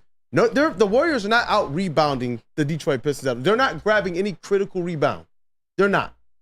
We saw the Pistons do this to teams that matched their size. The Warriors did not match their size on any level, and Rasheed Wallace is the most skilled big man in that series. I don't necessarily count KD as a big man, but Rasheed Wallace is the most skilled one. But the thing to me that gives the Pistons more of a fighting chance than what a lot of people want, and we're talking about it, their depth. I think that that's one of the most severely underrated parts of that 2004 Pistons team when you talk about who they actually were. And it wasn't just what they did on the offensive side, but the defensive drop-off, it wasn't that far either. You're coming off the bench with some pit bulls in Lindsey and Mike James. To whatever degree people want to try and diminish what their value is now, I remember seeing these guys going out there and do work. And so I do believe that there's a lot of chips that do fall on the side of the Pistons that people aren't necessarily either waiting or underestimating as it relates to them. Because I know how great this 2017 Warriors team is. I'm not even sitting here trying to convince anybody that the Detroit Pistons will go out there and absolutely work or murk the Warriors. As much as I would want to. With the name like Detroit Kool-Aid, got to be sensible here as well. But Flannel Man, I wanted to get your kind of general take on this thing as well. This is so hard for me because I don't want to sound like I'm diminishing the 04 Pistons. I mean, I was 12 years old when they won. I mean, those are some peak fandom years, as we all know.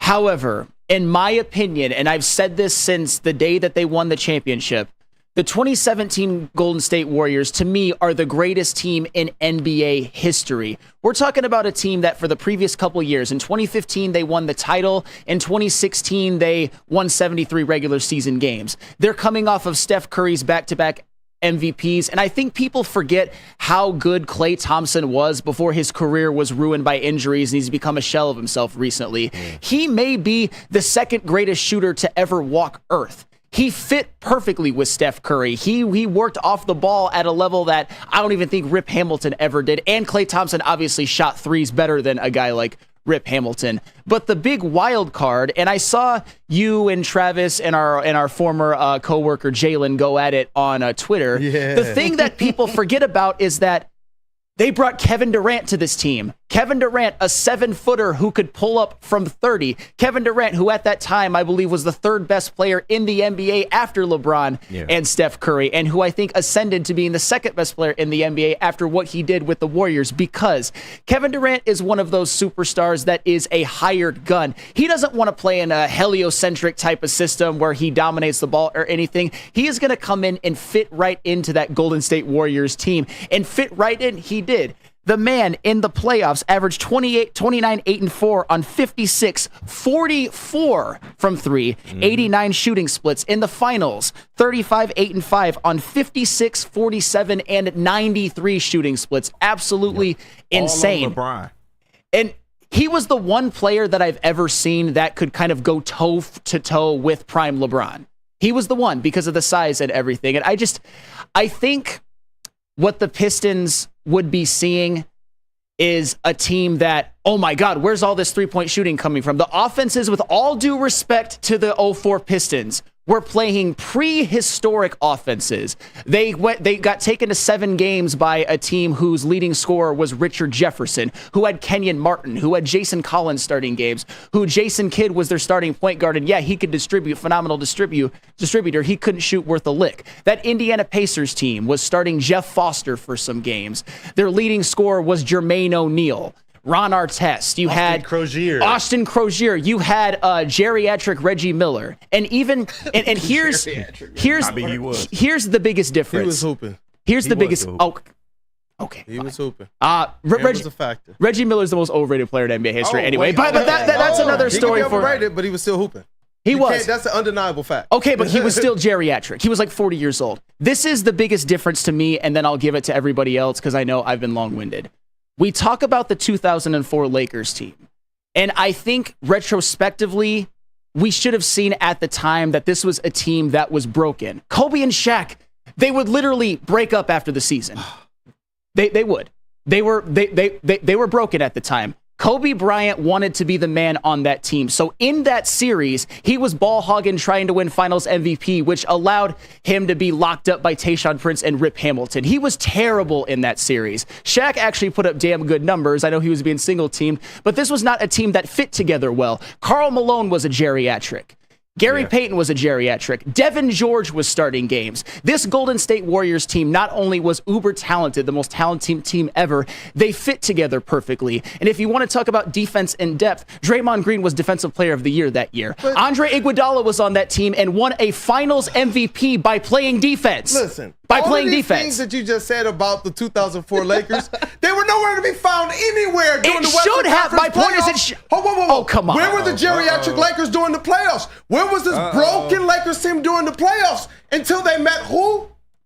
The Nutbusters. I understand. The Detroit Pistons. No. I hate when people do that because it's the stupidest thing I've ever heard. Stupidest. The Warriors are the Lakers were the greatest team up until that finals. They shouldn't. Okay. Who were they during that finals? Like a third or fourth seed who raked through the finals. Who raked through the Western Conference playoffs. They get to the finals and they meet a team that has been like no other in the history of the NBA from a difference standpoint, to the point that the Lakers literally had a playoff low, 68 points in one of those finals games. That's ridiculous. They couldn't even bust 90 points in certain games with Kobe and Shaq on the squad. Oh, Kobe was just broken in the finals. Because, hey, you know what? Keep disrespecting Tayshaun if y'all want. That boy stepped into the league saying, hey, I got you in the playoffs. T-Mac, I got you in the playoffs. We're talking about some of the greatest scorers of all times. Hey, I respect you, KD. Meet a young man in his prime named Mr. Tayshaun Prince, and you're not doing the same things that you're doing on the other side. I like LeBron James. Tayshaun was a different animal in his prime.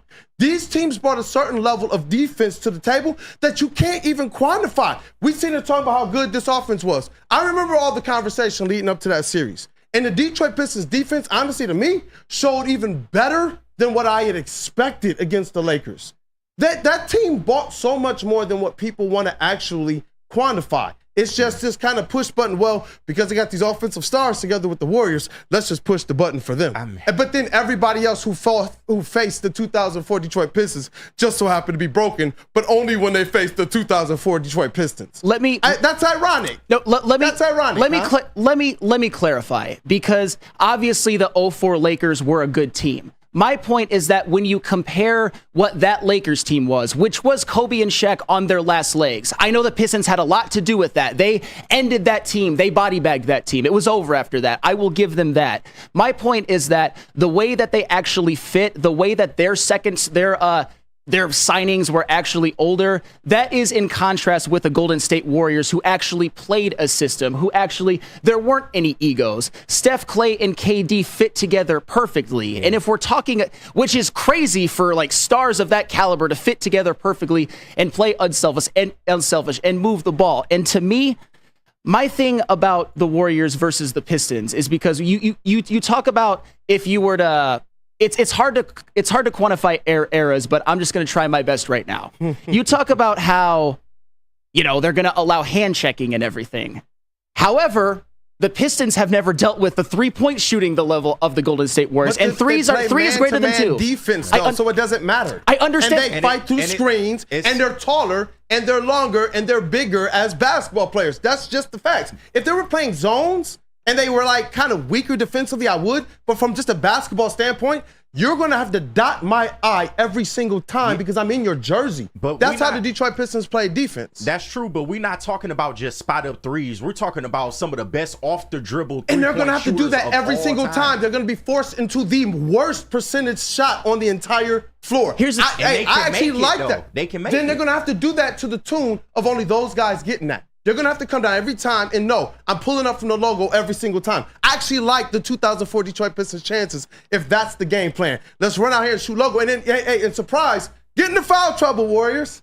Get into foul trouble. I dare you. Because if one or two of them are in foul trouble, now all of a sudden you're talking about the talent disparity that the Warriors are going to be experiencing. They need all four based on the depth that they did or didn't have on that squad versus what the Detroit Pistons know. They can run out for almost three lineups. Mehmet Okur coming off the bench, they don't even have a big man as talented as Mehmet Okur on that team. I mean, period. Think about that. And that's big man, three on the Pistons? I understand, but the Golden State Warriors had more depth than you think. Like guys like Zaza Pachulia and JaVale McGee, who at least gave them size. Laps there.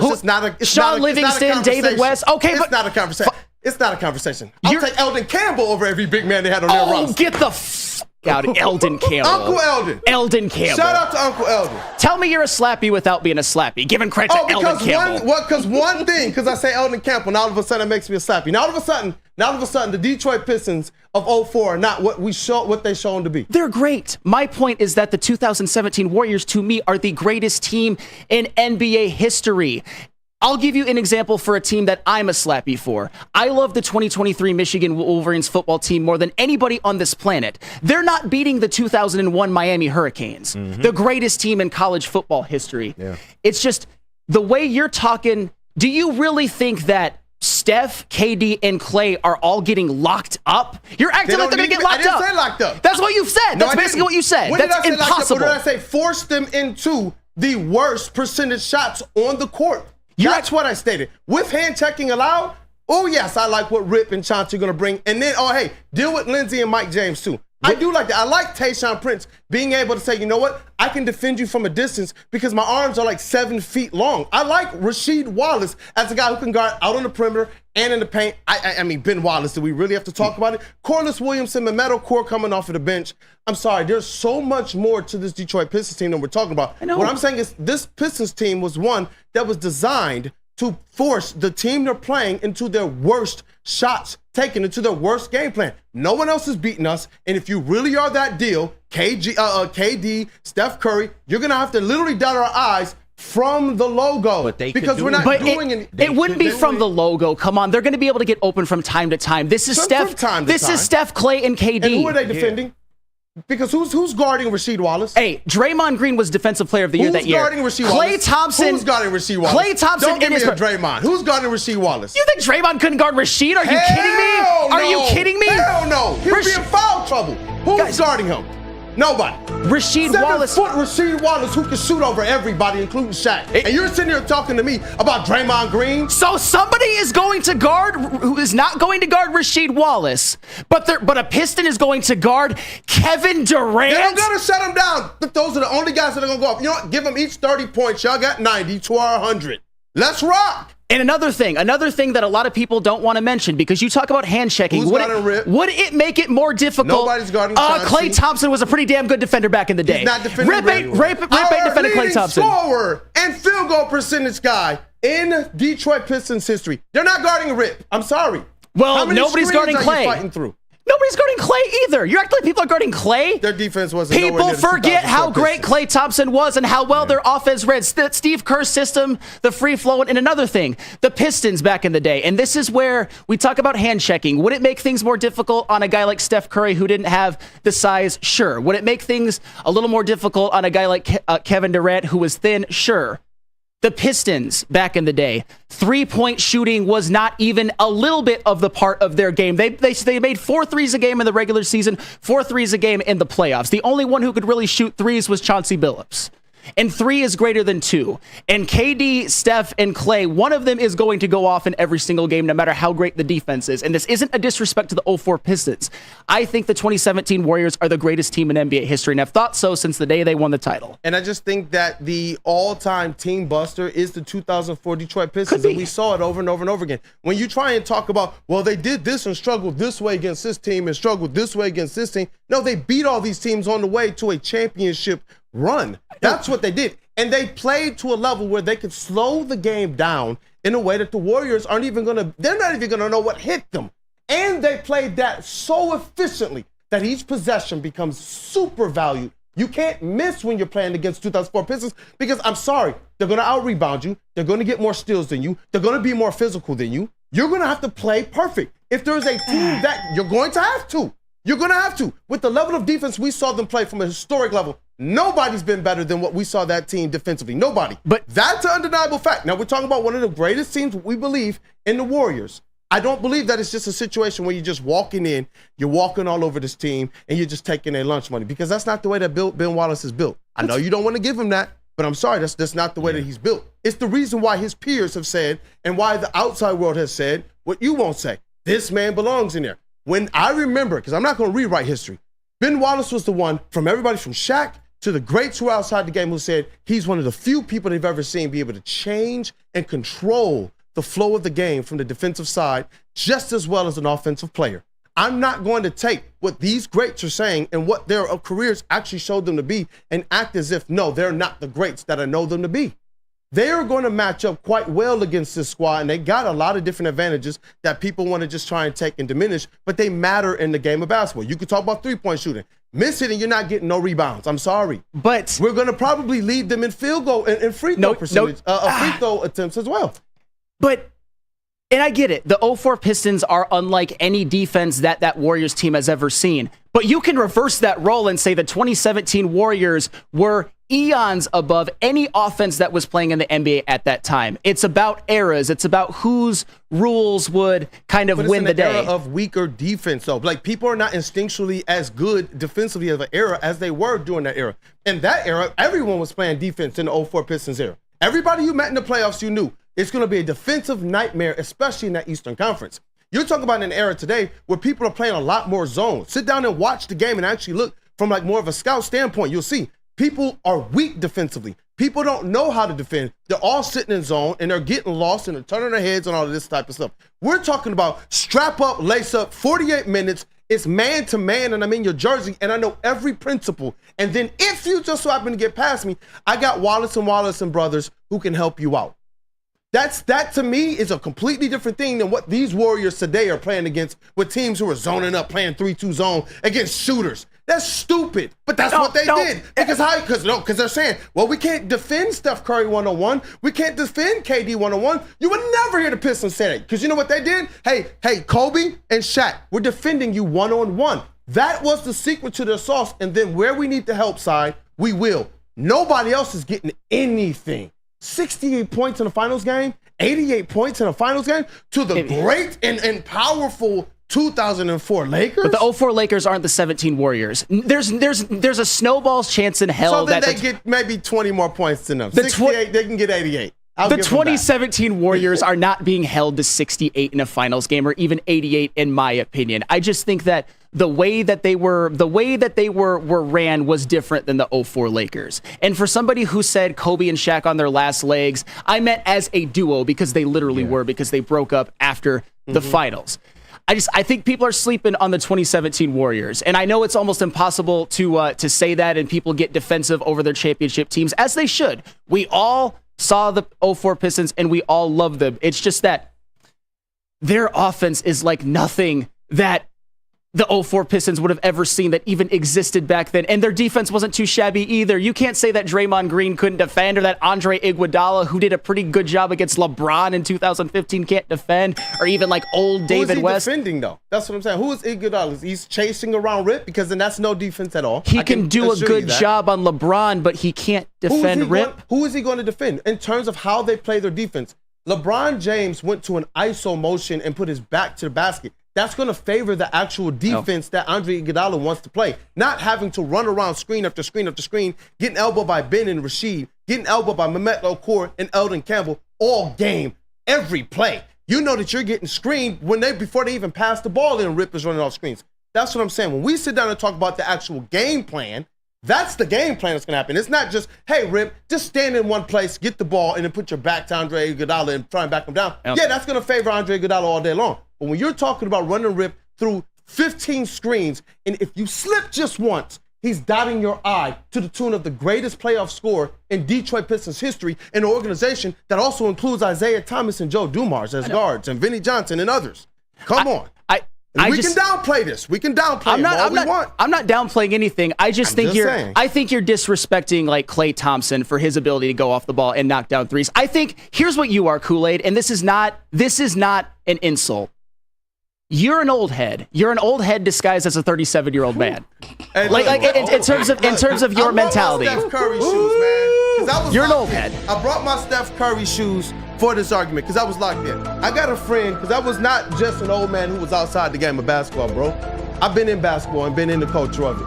I've been on the level in terms of when Steph Curry's getting shoes designed, my friend was the one sitting there doing it. Ask Kid Kool-Aid what his closet looks like right now. No, I understand, but like I was there. But you're seen it. But you're literally like no. What I am is this: I'm not one of those guys who's new generation guy. I'm putting on anybody's jersey who I want, going to the games and seeing a bunch of people walking around in Davis and Curry jerseys. F that era. F that noise in that business. What I am is somebody who's not going to allow our eras to get pushed by the wayside, just like they tried to do by Isaiah Thomas, just like they tried to do with the Detroit Bad Boys.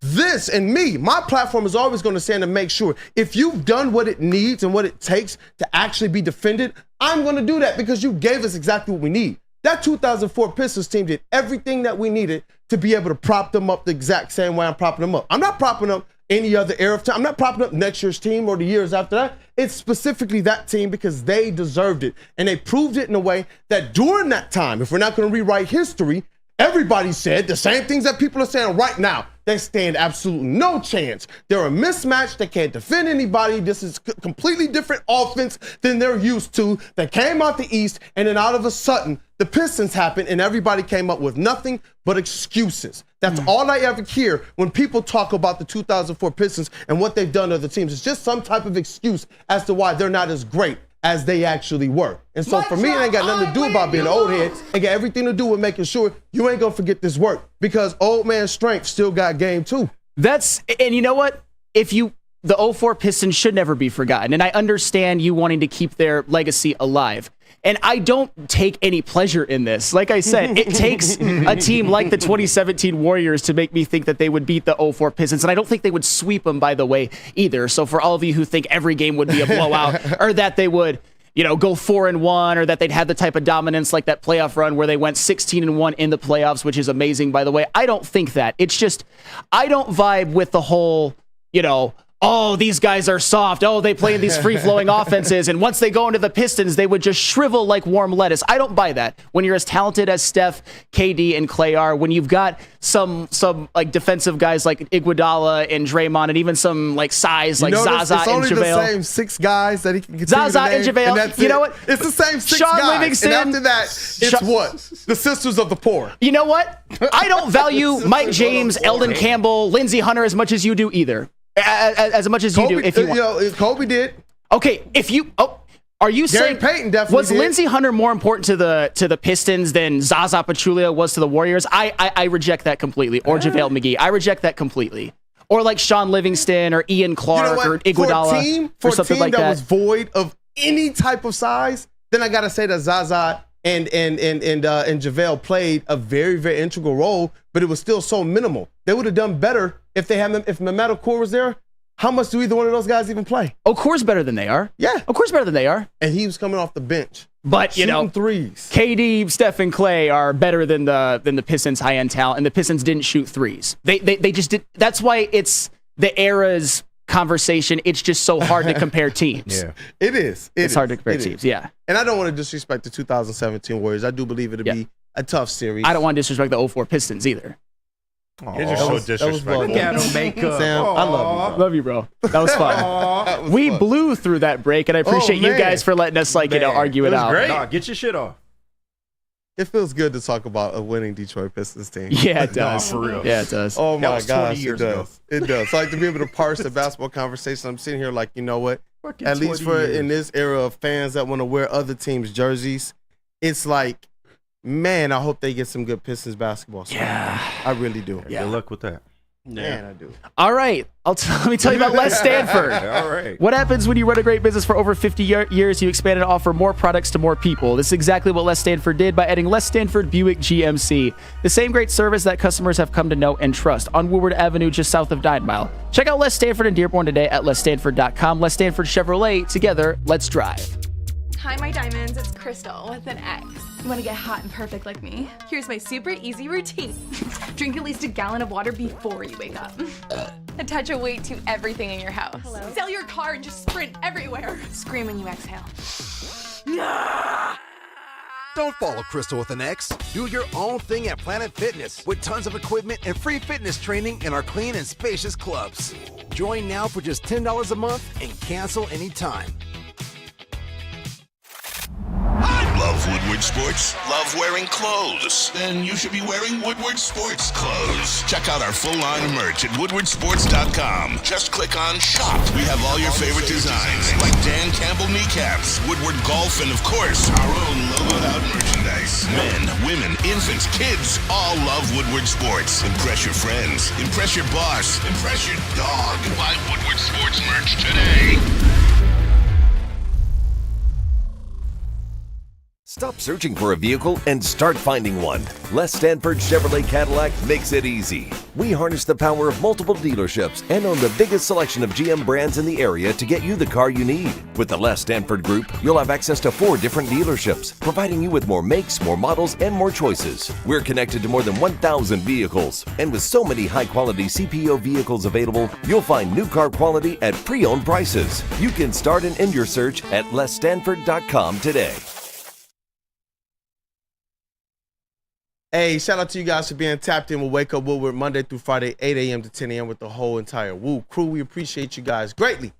And we hope that you stay tapped in with the rest of the network as well. Starting 11 to 1, Big D Energy, hosted by 4-time Stanley Cup champion Darren McCarty and the Golden Voice, Neil Rule. After that, from 2 to 4, you got Armani and Edwards with Mass, lovable radio legend Tom Mazaway, alongside former University of Michigan wide receiver and the NFL wide receiver Braylon Edwards, and Detroit Media King Ryan Armani. And after that, you got the Woodward heavyweights from 5 to 7 p.m. The big fellas, spin roll racks, and easy, baby. They bring you the biggest interviews, the biggest breakdowns, and the biggest laughs. But most importantly, guys, we appreciate you for making Woodward Sports your #1 digital sports outlet. We appreciate you. And we are back. What up, though, people? See, look, this is why we shook hands in the beginning. Yes. In the beginning of the show, and we're good. We're good now. We're good. Oh yeah. It's sports arguments. It's all good. Look, he bought the snazzy flannel for this occasion as well. I appreciate it. Just for this occasion. Just for this occasion. But appreciate you guys for staying tapped in with Wake Up Woodward. Go on ahead and satisfy that like button for us if you can. It really helps out the crew. We appreciate you guys and what you do for us. Once you've done so, encourage somebody else to do the same. Man. Yeah. How you feeling, KG? I'm feeling good, man. The whole time y'all was going back and forth, I see both of y'all sides. That's why this argument is so tough, man. The only thing that I can't definitively say is that Tayshaun can guard KD. Because as good as Tayshaun was defensively, he's never seen nothing like KD. I understand he went against T-Mac and Kobe and people of that nature, T-Mac. But a 7-foot shooter the likes of KD, he's never seen that. And I don't know how well he would fare against a KD in that environment. That's the only thing I can't definitively say. I agree with you on a lot of points, though, Kool-Aid. It'd be interesting, though. It'd be interesting. There's definitely a lot that could be parts of the Warriors side, and Flam did a good job with that as well. And that's definitely a key point, too, to see exactly what the strategy would be. But Larry Brown, man. Yeah, great coach. That's one of those underrated factors as man. well. R.I.P. But, hey, you know what? We got to get into another kind of polarizing topic real quick, man. We stay on the hardwood. This time, NBA, we go over to WNBA. We're talking Caitlin Clark. Yeah. And everybody knows this kind of saga that's going on right now with Carter. This thing kind of made it bubble over a little bit more, in my opinion, into the national spotlight, into everybody's conversation. Is she being treated unfairly? Is it too much punishment right now for Caitlin Clark? What's going on here, guys? I hear our booth over here just Roder, I think you should start this one. No, whoever was making those noises, I think should start. I have an opinion on it, but I'm curious what you guys say. KG, sounds like you want to go. I'm sick of this, man. I just really am, and this is no offense to Caitlin Clark, but I feel like even if you asked her was she being treated unfairly, I feel like she would say no, because that's just the competitive nature in her and the competitive nature of the game. Like, it's the rite of passage too. People are making a big deal out of this because Angel Reese is on the team where this incident happened. But if you've been paying attention to the WNBA since Caitlin Clark got in it, she's been getting hard picked. She's been getting played aggressively on defense. They're not just going to let you come in because you're the quote new poster child or the new face, up and coming face of the league. You still have to go through your lumps, man. So I just don't get this tension of people that are just saying, oh, she's being mistreated and things of that nature. She's not in college anymore. This is the pro game. You people act like there's never been stars in the WNBA before. Breanna Stewart, Della Dine, I can go down the list. Like, it's so, there's been star power. Candace Parker, there's been star power in the WNBA before. This is nothing new. She has to go through her lumps, and I'm just sick of this narrative, man. Let her go through her process. She will eventually become the face of the league. Yep. And she will start getting some of these calls like a Jordan, because a lot of people want to bring that up too. Oh, Jordan got calls. Yeah. he was the face of the league. Later, exactly. He didn't get him right away. Yeah, LeBron gets calls. He's been But the that face was of the even league later for too. 20 LeBron years. used to complain about it in the beginning as well, that he didn't get the calls. And I don't even want to defend LeBron James. Yes. But it's really the culture of basketball that you're hinting at. Even as a freshman in college, when I went up to the next level, I remember the level of physicality and things that were fouls on the other level where the referee, I'm like, yo, bro, I just got hit. He looked at me like, get up, son. Now, Get back down the court and play defense. And the thing that people forget while we're on the LeBron topic, and it's a good thing social media wasn't around back then. He took his lumps as a rookie. He had some struggles. Yes. You could argue, and I think you might actually win that argument, that Carmelo Anthony deserved Rookie of the Year that season because it wasn't seamless for a LeBron. Obviously, LeBron's had the 100 times better career, but the point is that even a LeBron James, who was younger than most going into the NBA, is going to struggle at the very beginning. I want to go to you, Broder, though, because you've been on the Caitlin Clark train for quite a while. What are your thoughts on this? I have no problem. I don't even think twice about what's happening on the court. I think it's physical. She's a rookie. Of course, that Kennedy Clark, late hit. What do we call it? Hip nudge. Canada. Yeah. It's and they don't need that, but it's not like that was a seriously hateful player. She's trying to injure him. That was kind of stupid of her. It wasn't assault. Yeah, it wasn't assault at all. Or racism. I think, are we even talking about this if the stuff that's now happening and being talked about off the court isn't being talked about? Like, Caitlin, she's not pouring gas on this fire at all. She's taking the hits. She's taking the lumps. She's coming out. She's talking about her team and her teammates and just being a part of the WNBA. It's it's the extra narratives that Kennedy Clark keeps adding, that Angel Reese keeps adding, including Angel Reese last night coming out and saying, talking about, people are watching because of that college basketball, the finals between her and Caitlin. In 20 years, I'm going to look back and it's going to be about us. It might be partially the truth. I don't enjoy watching Angel Reese play basketball. I agree. Like her brand, it's I don't like it. It doesn't look. It looks kind of. She's good. Don't get me wrong. What people said that about too was when Jordan's claim to fame, and the people said we don't like the brand of basketball that the bad boys play. Yeah. It was the same type of thing, but you couldn't look away, and you had to have this antithesis, in my opinion, to prop up the thesis that you were looking for, the synthesis you were looking for. Of course, and Caitlin Clark, I get excited to watch her play. It has zero to do with race. It has zero to do with her being a woman. I get excited to watch her play basketball. It doesn't even have 100% to do with how she can shoot. I love her playmaking abilities. I like the energy that she plays with on the court. I just don't like Angel Reese. I don't even really like Cameron Brink's game. I like Camila Cardoso. I think she's the center for, was she on South Carolina last year? Yeah. Now on the Chicago Sky. I like how she plays in the post more than Angel Reese plays in the post. You know what I'm saying? It's a basketball thing. So I think when you have, bullies like Kennedy Carter come out. Yeah, come on. Wait. I say that because you're gonna do what she does, which I don't have a problem with on the court. She's been hard picked all season. I'm not talking about that. I'm not talking about that. I'm talking about her coming after the game and saying all Caitlin Clark can do is shoot threes. What else does she do? That's a pretty weak comment because Caitlin Clark can do a lot more than just shoot three-pointers. We see that happen on the NBA side of things, and people just let it go. Stan Van Gundy used to be here just saying that about his own players. To me, I'm not looking into it like that as it relates to bully stuff. Like I even sent JB some videos this morning that show everything that we see Caitlin Clark getting right now. The reason why it's a story is because it's the only thing that people are focused on. Yeah, focus on the hard hits that Caitlin Clark is also dishing out, which I'm not complaining about. Yeah, she hands about that. Just before that Kennedy Clark little hip nudge, Caitlin Clark had elbowed a player on their team. Out and handling business. You don't see a teammate of Caitlin Clark coming out and hugging her, celebrating her for getting a foul on a player. Like Angel Reese is coming out celebrating Kennedy Carter, nudging her, hip nudging. I'm just saying, I've watched brands of basketball and I've cheered for brands of basketball. When you handle business, sometimes that's what happens. They have a rivalry. They do have a beef. And my attention to the college women's game started with Angel Reese and Caitlin Clark. It wasn't just one without the other. And that's just me personally. Thank you. That's just me personally. So when you're going into the league, people are going to have more eyes. And this is a fact. Whether you want to watch your game or not, it's going to be a little bit more added on that game with Angel Reese in the same game that Caitlin Clark is in, even if Angel Reese isn't even on the court and Caitlin Clark is. That's just me personally, man. See, go ahead. I didn't mean to. No, you can go ahead. See, in my opinion, I'm kind of more in line with Broder on this one. I think Caitlin Clark would exist just fine without Angel Reese, and Angel Reese is just a product of Caitlin Clark. Care?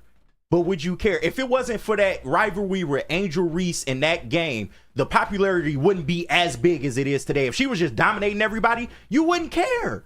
We've seen plenty of female college players be dominant at the college level, and they get to the WNBA, and you guys do not care. If there wasn't for that Angel Reese rivalry, and you wanted to see, how is Caitlin Clark going to respond to this, you would not care as much. See, I think people would care, maybe not. I do think the Angel Reese rivalry adds some compellingness. That's not a word to it. Some compelling aspect to it, but with Caitlin Clark, I think it's more about the way that she plays, the way that she's like a magician. She's like a female college Pete Maravich is basically what she is. I won't take away from the talent of it, because that does deserve its respects. But I do understand kind of where KG is at, because in today's anything on TV, it's about the entertainment and the storyline just as much as it is the talent and the skill. Yeah. So if you're stepping out on a pro floor, I'm already expecting you to be super skilled and talented.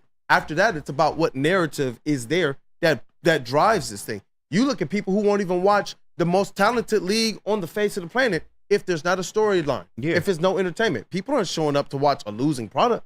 Yeah. But they will if there's a storyline. And Caitlin Clark is a storyline, especially when you talk about Angel Reese. And I just hate to say it, man, and I know a lot of people like to ignore the color factor of it, but let's just be real. That's part of it. We can't escape that in America. It's easy for white people to say, oh yeah, color doesn't matter, but that's not reality, unfortunately. A lot of the contingent of the Iowa fan base that support Caitlin Clark are of that ilk. I gotta just be real about it. Now, is it everybody? Absolutely not. I'm not putting that on everybody. But thank you. Like I said, Caitlin Clark has been getting this from other white players. Her first week in the WNBA, she was getting hard picked like that. Yeah. She got a hard screen at the top of the key from a white player, and we didn't hear shit about it. Nothing. We did though. We heard some shit about it, but not to the level of this, because Angel Reese is on that team, because the player and running her mouth after the game. And running their mouth after the game. Running their mouth. Celebrating the hard foul. They're asking them about it, and they're addressing it head on. It's not like they're even walking out the door. I think they're doing more than that. Even Carter said, I don't really even want to talk about this stuff. But if they're going to ask, I would take my platform, in which I know I worked hard to help build up to, whether I'm on the same level of Caitlin Clark or not. Unsuccessfully before Caitlin Clark. Unsuccessful. Very she's not unsuccessful. the first star to jump in the WNBA. She's the biggest star, though. Yeah. The biggest star. Yeah. If nobody cared about Ella Deladon. The biggest hype. Prove yourself to be the star. He's been the biggest hype for right now. She's been good, though. You act like she's been still trash. need to prove herself, but by far the biggest star. Imagine if we said that about Kay. There's people out there right now. Yes, man. There's people out there right now that don't even give that man what Caitlin Clark is giving. I don't know how to in this city. And ain't this what y'all always wanted in the WNBA game anyway? Yes. It'll be more interesting if it's more physical. You're getting that. I mean, and it's like, come on. I'm not talking about the physicality. Have your cake and eat it too, though. Dude, I'm talking about the extra stuff. I like the extra though. It's how much do we stay tapped into Draymond Green and into some of this extracurricular? We talked about the 04 Pistons it's a clown and show the Warriors since Draymond today, Green started doing but all simply that. because of a former player and a current player talking. This is what people have always wanted out of the WNBA. They said they wouldn't watch it unless it was more like the men's game. Then as soon as we get something more like the men's game, now it's a problem, man. But like I said, there's underlying roots to this whole thing. And I'm not trying to make it a race thing, but we just got to call it like it is, man. It's not that way for me, I'll say. This would not be the same. And I'm not putting that on everybody, but there is a contingent of fans that make it about that. It's just the real. Man, okay, so here's where I might make people a little bit upset. And should we just blow through the break or no? I mean, we already all right. I don't like Angel Reese. I never have. And here's my problem. And it all started out with this. I didn't like how during the national championship game, Angel Reese behaved like she did. And here's why. Because Caitlin Clark did that like you can't see me thing for 2 seconds at her bench. It don't matter. She did it. Angel Reese was following Caitlin Clark all around the court, just basically going like, hey, it's the Drake Kendrick. Don't call him out if you don't want the smoke. And then she at one point during the free throw line just goes like, hey. And who won? Exactly. Oh, who won? Gamesmanship. I'm getting you off your game. This is basketball. It was when the game was over. It was when the game was. You know what I don't do? Darren McCarty, if you don't want the smoke. Hold on. It's Yeah, just you the want to see a real. completely different version of me? It ain't got nothing to even do about when we debate on this. Step on the hardwood with me. You're gonna be like, who the F is that guy? Because the completely different level of conversation. There's gonna be a completely different level of trash talk.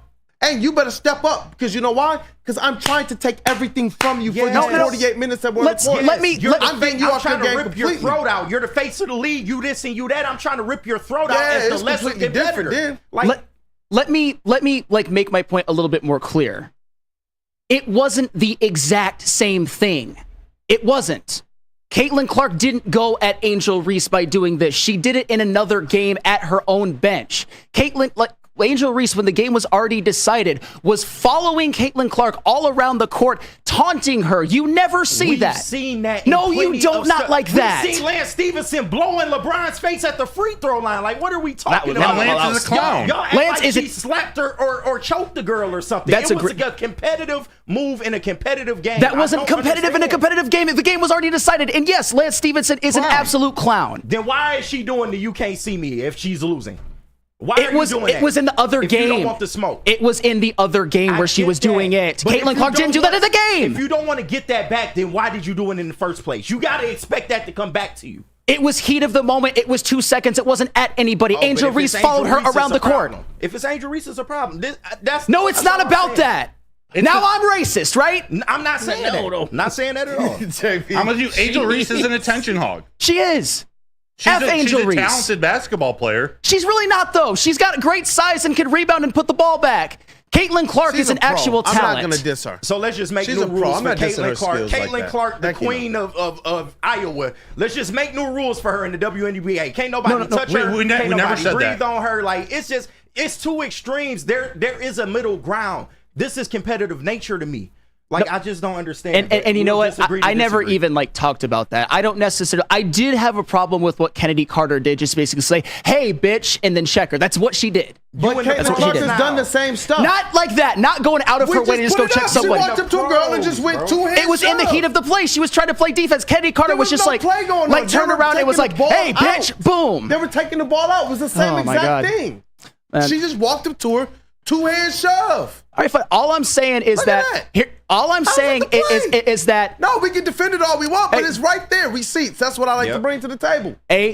Angel Reese, Kennedy Clark, enjoy Flying Spirit. That's all I'm going to say. Enjoy Flying Spirit, enjoy Flying Southwest. That's the stance you take. Caitlin Clark is going to do wonders for this game, and I'm not saying she better with as much as she run her mouth, because she doesn't run her mouth. It's the media. All we see her do is yell at her teammates. All we see her do is jab at other people, to the point that even her father came out and talked about it. That was in This is college. something that everybody wants to sweep up. That was I in do college. feel that she don't be out there in the media. I will give you that. She doesn't do that. She'll But do it on the court, right in front, right in someone's face, though. And listen, I like what Matt Barnes had to say on this matter. Where's her this was teammates in this perfect. whole thing? That's fair. That's fair. Where's her teammates? I'm with you there. That's it. Because, they should be picking her up. They shouldn't be allowing this stuff to happen. But to act like she should just have a new set of rules because she will be the face of the WNBA. No one said that. She shouldn't. I don't believe in that. I don't. She should not. And you know what else? I'm not sure if Caitlin Clark's teammates like her. I just think there's a lot of resentment. That's all. But that's what I'm talking about. But that's what not I'm her saying. fault. But it's It's gonna followed her be from like that. college. It is if it's who she's proven herself to be. And Michael Jordan Since went through the before sent college. shit. Michael Jordan went through the same shit. LeBron If went she's through the an same a-hole shit. teammate, that's not. If she hasn't changed it around just in a matter of months since she was in college, then this thing is going to follow her now. Because what are we talking about? Everybody from the pros down to the Joes, down to the people like us who are jocking on these desks, we're all saying the same thing. We don't know what's up with her teammates. There's got to be some reason. Her teammates are just, hey, we just don't like Caitlin Clark either because we just don't like her. Well, I don't know that, but she's not an a-hole teammate for everything that I've heard. It's because all of these other women who are in the WNBA who've worked their whole career have not gotten the eyes that Caitlin Clark does or has. And to some extent, I kind of understand their mentality of like, why should this rookie get it and we don't? But that's more what I think it comes from. In college, nobody was ever more hyped than Caitlin Clark. And I'm not like a Caitlin Clark simp. It's just she brings eyeballs to the TV. She has then and she is now. So you have your half and half Caitlin Clark, Patrick Mahomes jersey? No, absolutely not. Absolutely not. I'm messing. That's fair though. We got a lot of business we got to take care of. Huh, Yeah, JP? man. A lot of business. Blowing through. Oh, man. I believe we got Dispo. Dispo. Hey, it man. was high energy, man, for a couple segments. If only I partook, because this would be the time to mellow out a little bit. But it's all well and good. It's all in good fun. Visit Dispo Dispensary today for deals too good to miss. Meet a team that curates an unbelievable atmosphere and shopping experience. Try the freshest inventory for Michigan's largest variety of products. Come through our stores or order on Dispo Dash today. Dispo Dispensary, DispoShops.com, your local cannabis plug. Yo, let me just say, I love Planet Fitness. Trying out Planet Fitness and dang, they got lots of equipment. Not me getting a Planet Fitness membership just for the 24-hour perk. Listen, the PF Black Card is worth every penny for this hydro massage. I'm a new man. Did y'all know that the PF app has workouts you can do at home? Cheapest therapy I can find is Planet Fitness. All the benefits, all for less. Planet Fitness, big fitness energy for all.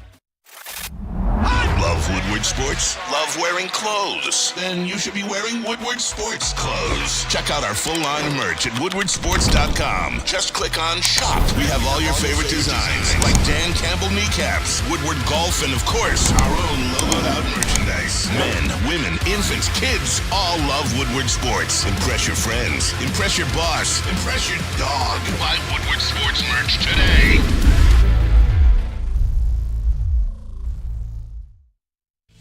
Drive into summer and drive into savings during Feldman Chevrolet's biggest Memorial Day sale ever. We're stocked with new Chevy cars, trucks, and SUVs, all priced to move. Like this 2024 Silverado for only $217 a month, or this 2024 Equinox for as low as $199 a month.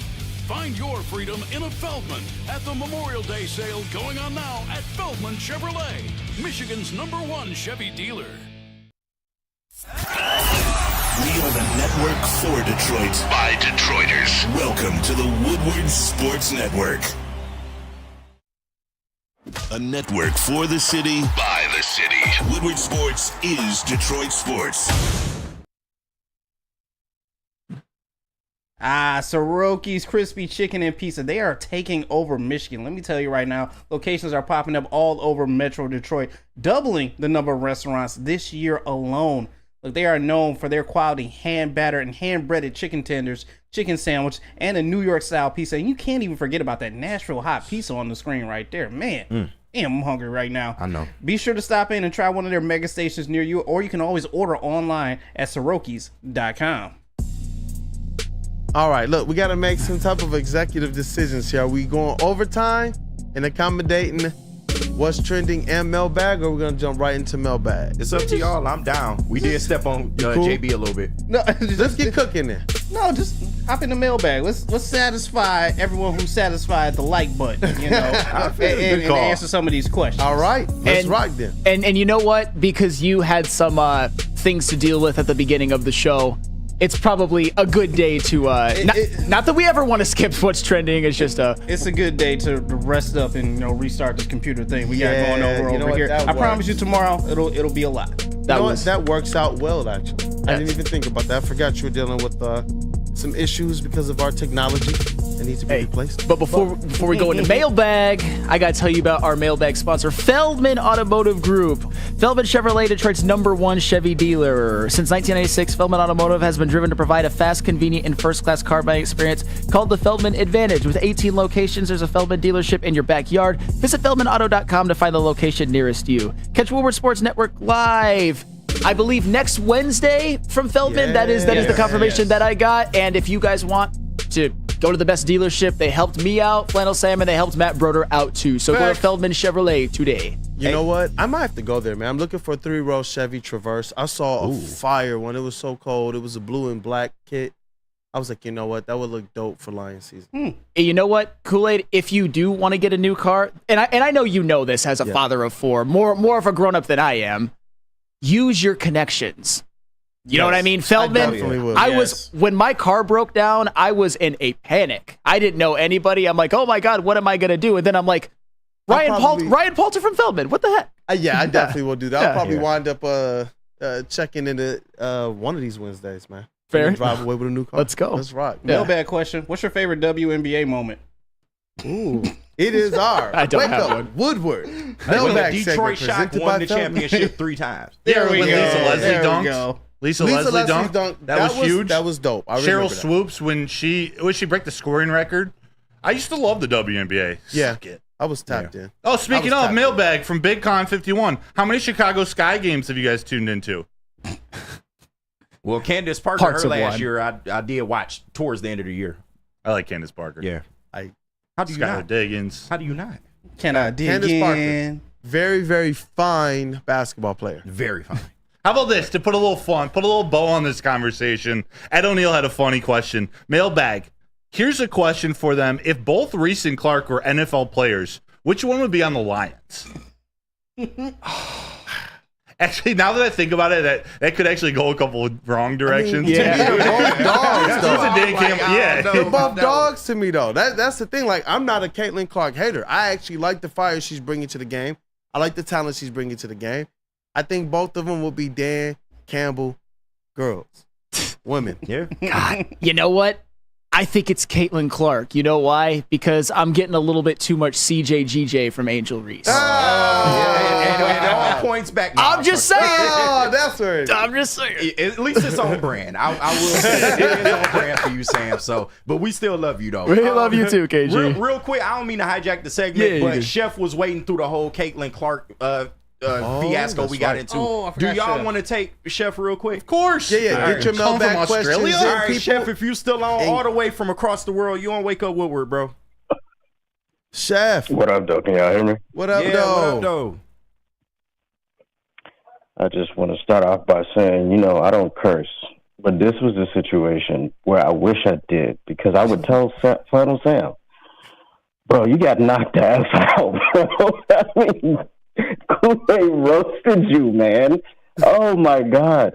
I think you might want to go back and kind of watch some 04 Pistons. I don't know if you have. I know you said you were 12 when that happened. But, man, I mean, you got to come to these arguments a little bit more prepared. And I think you see what kind of animal that Kool-Aid turns into when you're talking about his beloved Pistons, bro. I don't partake in professional basketball anymore. Hey, man, I don't partake in professional basketball anymore because we don't have a professional basketball team in Detroit anymore, okay? So once the Pistons become a professional basketball team, then, I can get back into it, but I ain't got the time to be doing all that. The other thing that I wanted to do, I don't know if I'm allowed to do this. Can I shamelessly plug myself? Absolutely. Can I do that? Y'all let me know. Definitely, Chef. Definitely. All right. So I've been talking to Broder, and I added some people in some tweets. So basically what's happening with me is I'm making some moves.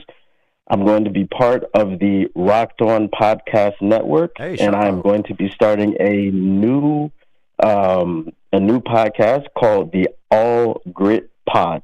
Ooh, right? Congrats. Congratulations. Yeah. Thank you very much. We're working on the graphics and all these things right now. I'm actually going to be signing paperwork. You understand? So your boy moving up in the world. Official. Signing contracts and things of this nature. And once we get all that stuff taken care of, the graphics, the logo, everything, then we will be launching that new podcast. We'll also have to be getting our schedule together and all these things. So that's what I'm doing. That is what's going on with me. I appreciate you guys letting me say that on the air. And Sam, if you didn't get the reference, go watch Friday. Well, young man, you got knocked the F out. I'm sorry. well. Thank you, KG.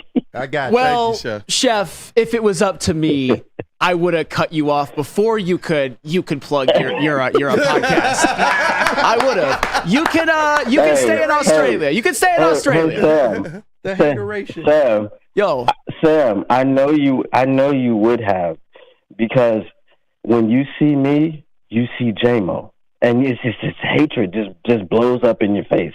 It boils up in your veins. I understand, Sam, but you know what? I don't hate you like that, man. I hope that you get the help that you need for that hateration disease that you have.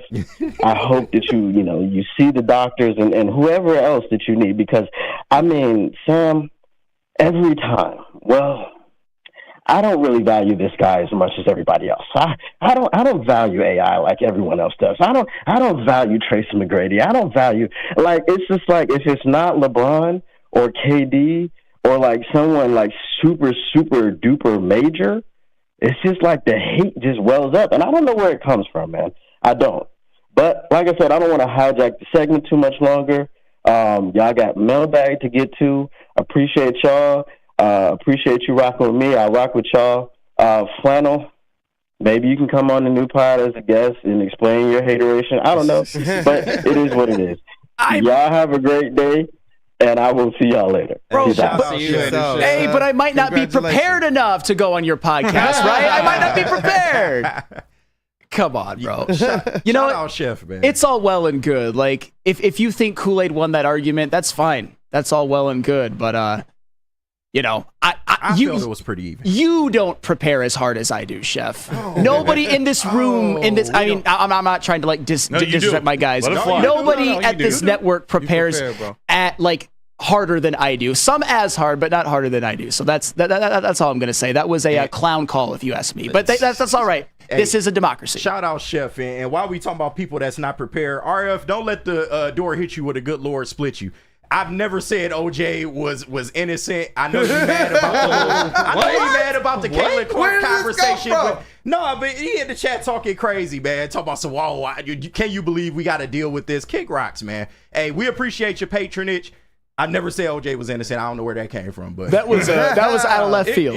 So out of left field. But straight out of left field. Damn. Goodness gracious. He talking about I'm out. So yeah. Have fun. Man. We appreciate you. Matthew I'm going to be here Kruger, for a while. So he said, epic call, epic show. The show has been insane, and I love it, boys. Yeah. You know, it's been a dope show. It has. It's been a dope one. Take us away, Kool-Aid. You know what? Let's rock. Flannel, let's get this chest pass going. Hey, I like that one. Put a little heat underneath. People, thank you guys for choosing to kick off the day with the Wake Up Woodward crew. The Wood crew, we had the entire starting five in the building.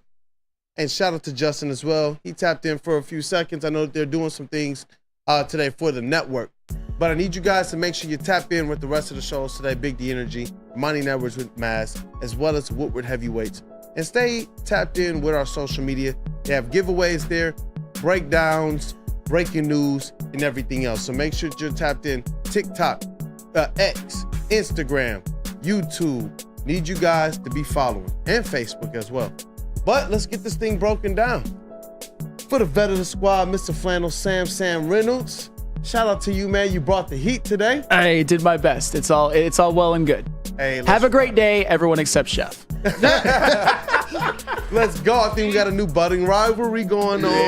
Yeah. Let's go. Shout out, Chef, man. Shout out to this elite, illustrious, wonderful, stupendous, magnificent booth.